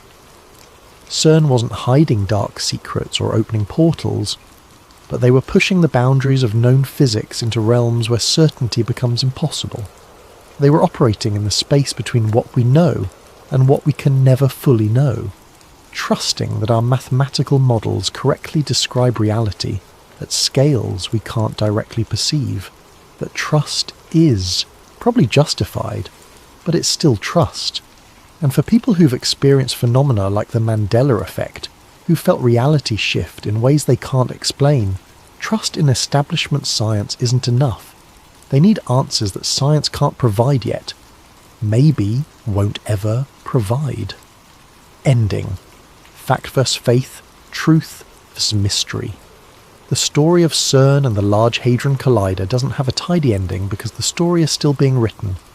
As of right now, CERN is preparing for its next major phase, the High Luminosity Large Hadron Collider, scheduled to begin operations around 2030. This upgrade will increase the collision rate by a factor of 10, producing vastly more data and creating opportunities to discover physics beyond anything we currently understand. The specifications are staggering. The HLLHC will produce between 5 and 7 times more integrated luminosity over its operational lifetime. That's hundreds of millions of additional Higgs bosons, billions of top quarks, countless opportunities to find cracks in the standard model. The conspiracy communities are already preparing. Social media chatter claims this next phase will be the one that finally goes too far, that reality won't survive the increased intensity, that whatever thin barrier separates us from other dimensions or timelines will finally rupture completely. Some groups have started predicting specific dates when they believe the dimensional collapse will occur.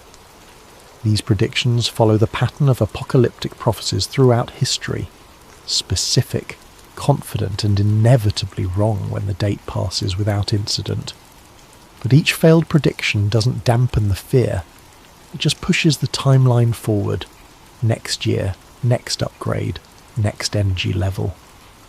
Eventually they'll be right that something happens, not because CERN actually breaks reality, but because the law of large numbers guarantees that something notable will eventually coincide with a major operation, a natural disaster, a technical failure, a geopolitical event, and when it does, conspiracy theorists will point to it as vindication.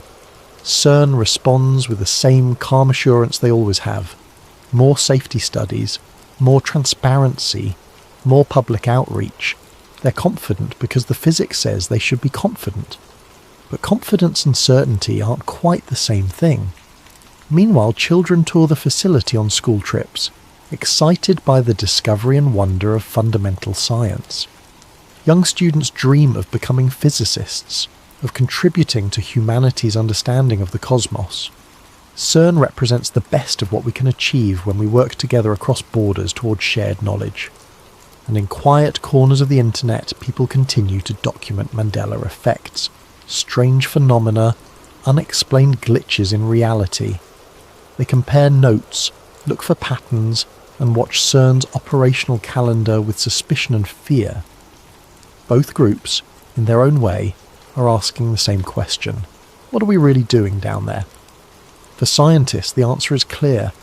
We're unlocking the secrets of matter and energy, understanding how the universe works at its most fundamental level. We're doing what humans have always done, pushing boundaries, asking questions, refusing to accept ignorance when knowledge is possible.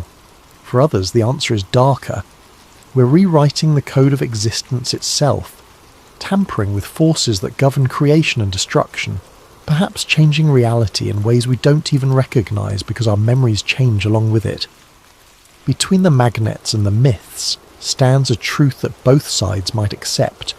We built a machine powerful enough to test creation itself.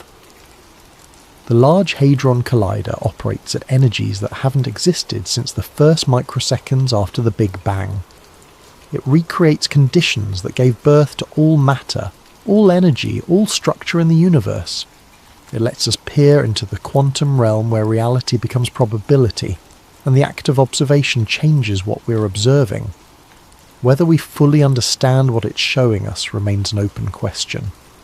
The data doesn't lie, but it doesn't tell the whole truth.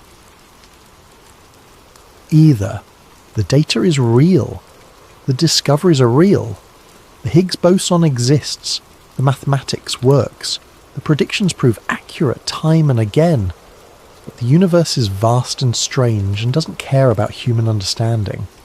We've explored only a tiny fraction of possible physics. We don't know what dark matter is, the substance that makes up 85% of all matter in the universe. We don't know what dark energy is, the force accelerating the universe's expansion. We don't know why the universe exists at all rather than nothing. We don't know if parallel universes are real, or if consciousness plays any role in quantum mechanics, or what happens to information that falls into a black hole. Every answer raises new questions. Every discovery reveals new mysteries. CERN operates in that space between knowledge and ignorance, pushing the boundary forward one collision at a time. And maybe that's okay. Maybe that's what we're supposed to do as a species, explore and question, and risk being wrong in pursuit of being less wrong tomorrow. Or maybe, just maybe, there are boundaries we shouldn't cross, forces we shouldn't touch, doors we shouldn't open even if we can. Standing on the surface above those 17 miles of circular tunnel, watching cows graze and families picnic, it's easy to forget what's happening below. The hum of the universe being taken apart and put back together again, over and over, trillions of times per second. Most days, it's just science. Remarkable, profound, world-changing science. But some days, late at night when the collider runs at full power and strange reports filter through social media, and you remember that we built a statue to a god of cosmic destruction at the entrance to a machine that recreates creation itself, you might find yourself wondering, are we discovering the universe, or are we changing it? The scientists say we're only discovering. The conspiracy theorists say we're changing everything. The truth is probably somewhere in the middle, in that uncomfortable space where certainty gives way to possibility. The mystery endures. All the CERN data referenced in this investigation is drawn from public reports published between 2008 and 2024. Independent review committees have examined the safety of the Large Hadron Collider extensively. No credible evidence supports claims of dimensional alteration, timeline manipulation, or reality modification. The Mandela effect is a real psychological phenomenon documented by cognitive researchers, but mainstream science attributes it to the well-understood unreliability of human memory, rather than timeline shifts.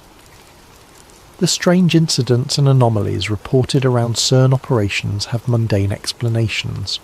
Power fluctuations are normal for high-energy facilities. Electromagnetic readings can be affected by countless sources. Pattern recognition in human brains naturally finds correlations even in random data. But the mystery endures because at the end of the day we're still just barely evolved primates playing with forces that shape the cosmos. We're clever enough to build the machine, smart enough to make predictions about what will happen, but maybe not quite wise enough to know whether we should. The collider runs tonight, as it does most nights. Protons circle, magnets hum, particles collide, data accumulates. Somewhere, someone is experiencing a memory that doesn't match documented history. They're confused, disturbed, wondering if they're going crazy or if reality itself is unstable. Somewhere else, someone is measuring an anomaly they can't quite explain. A signal that shouldn't be there. A pattern in the noise that looks almost deliberate. And somewhere in Geneva, a scientist is looking at unexpected results from the latest run and wondering what it means. Are they seeing something new about the universe? An error in their analysis? Or the first hint of something they haven't even imagined yet? The universe keeps its secrets close. We keep asking questions. And beneath the peaceful fields of the Swiss-French border, the largest machine ever built continues its cosmic dance, pulling creation apart to understand how it was made, whether reality survives each collision, or quietly shifts into a new configuration, choosing one timeline over another, leaving only those memories that fit the new history is something we might never know. Because if reality changes and our memories change with it, how would we ever detect the difference? We wouldn't remember the old timeline. We'd only know this one, the one where we've always existed, where history has always been exactly as it is now, unless some people remember. unless consciousness doesn't update perfectly when reality shifts, unless we're all leaving traces of ourselves in every timeline we pass through, phantom memories echoing across parallel worlds. The scientists say that's impossible, and they're probably right. Probably. But on nights when the collider runs at full power, and you can't shake the feeling that something is slightly wrong with the world, that reality has a faint seam you can almost perceive, if you look at it sideways, you might wonder, do you remember it differently? Are you sure you don't?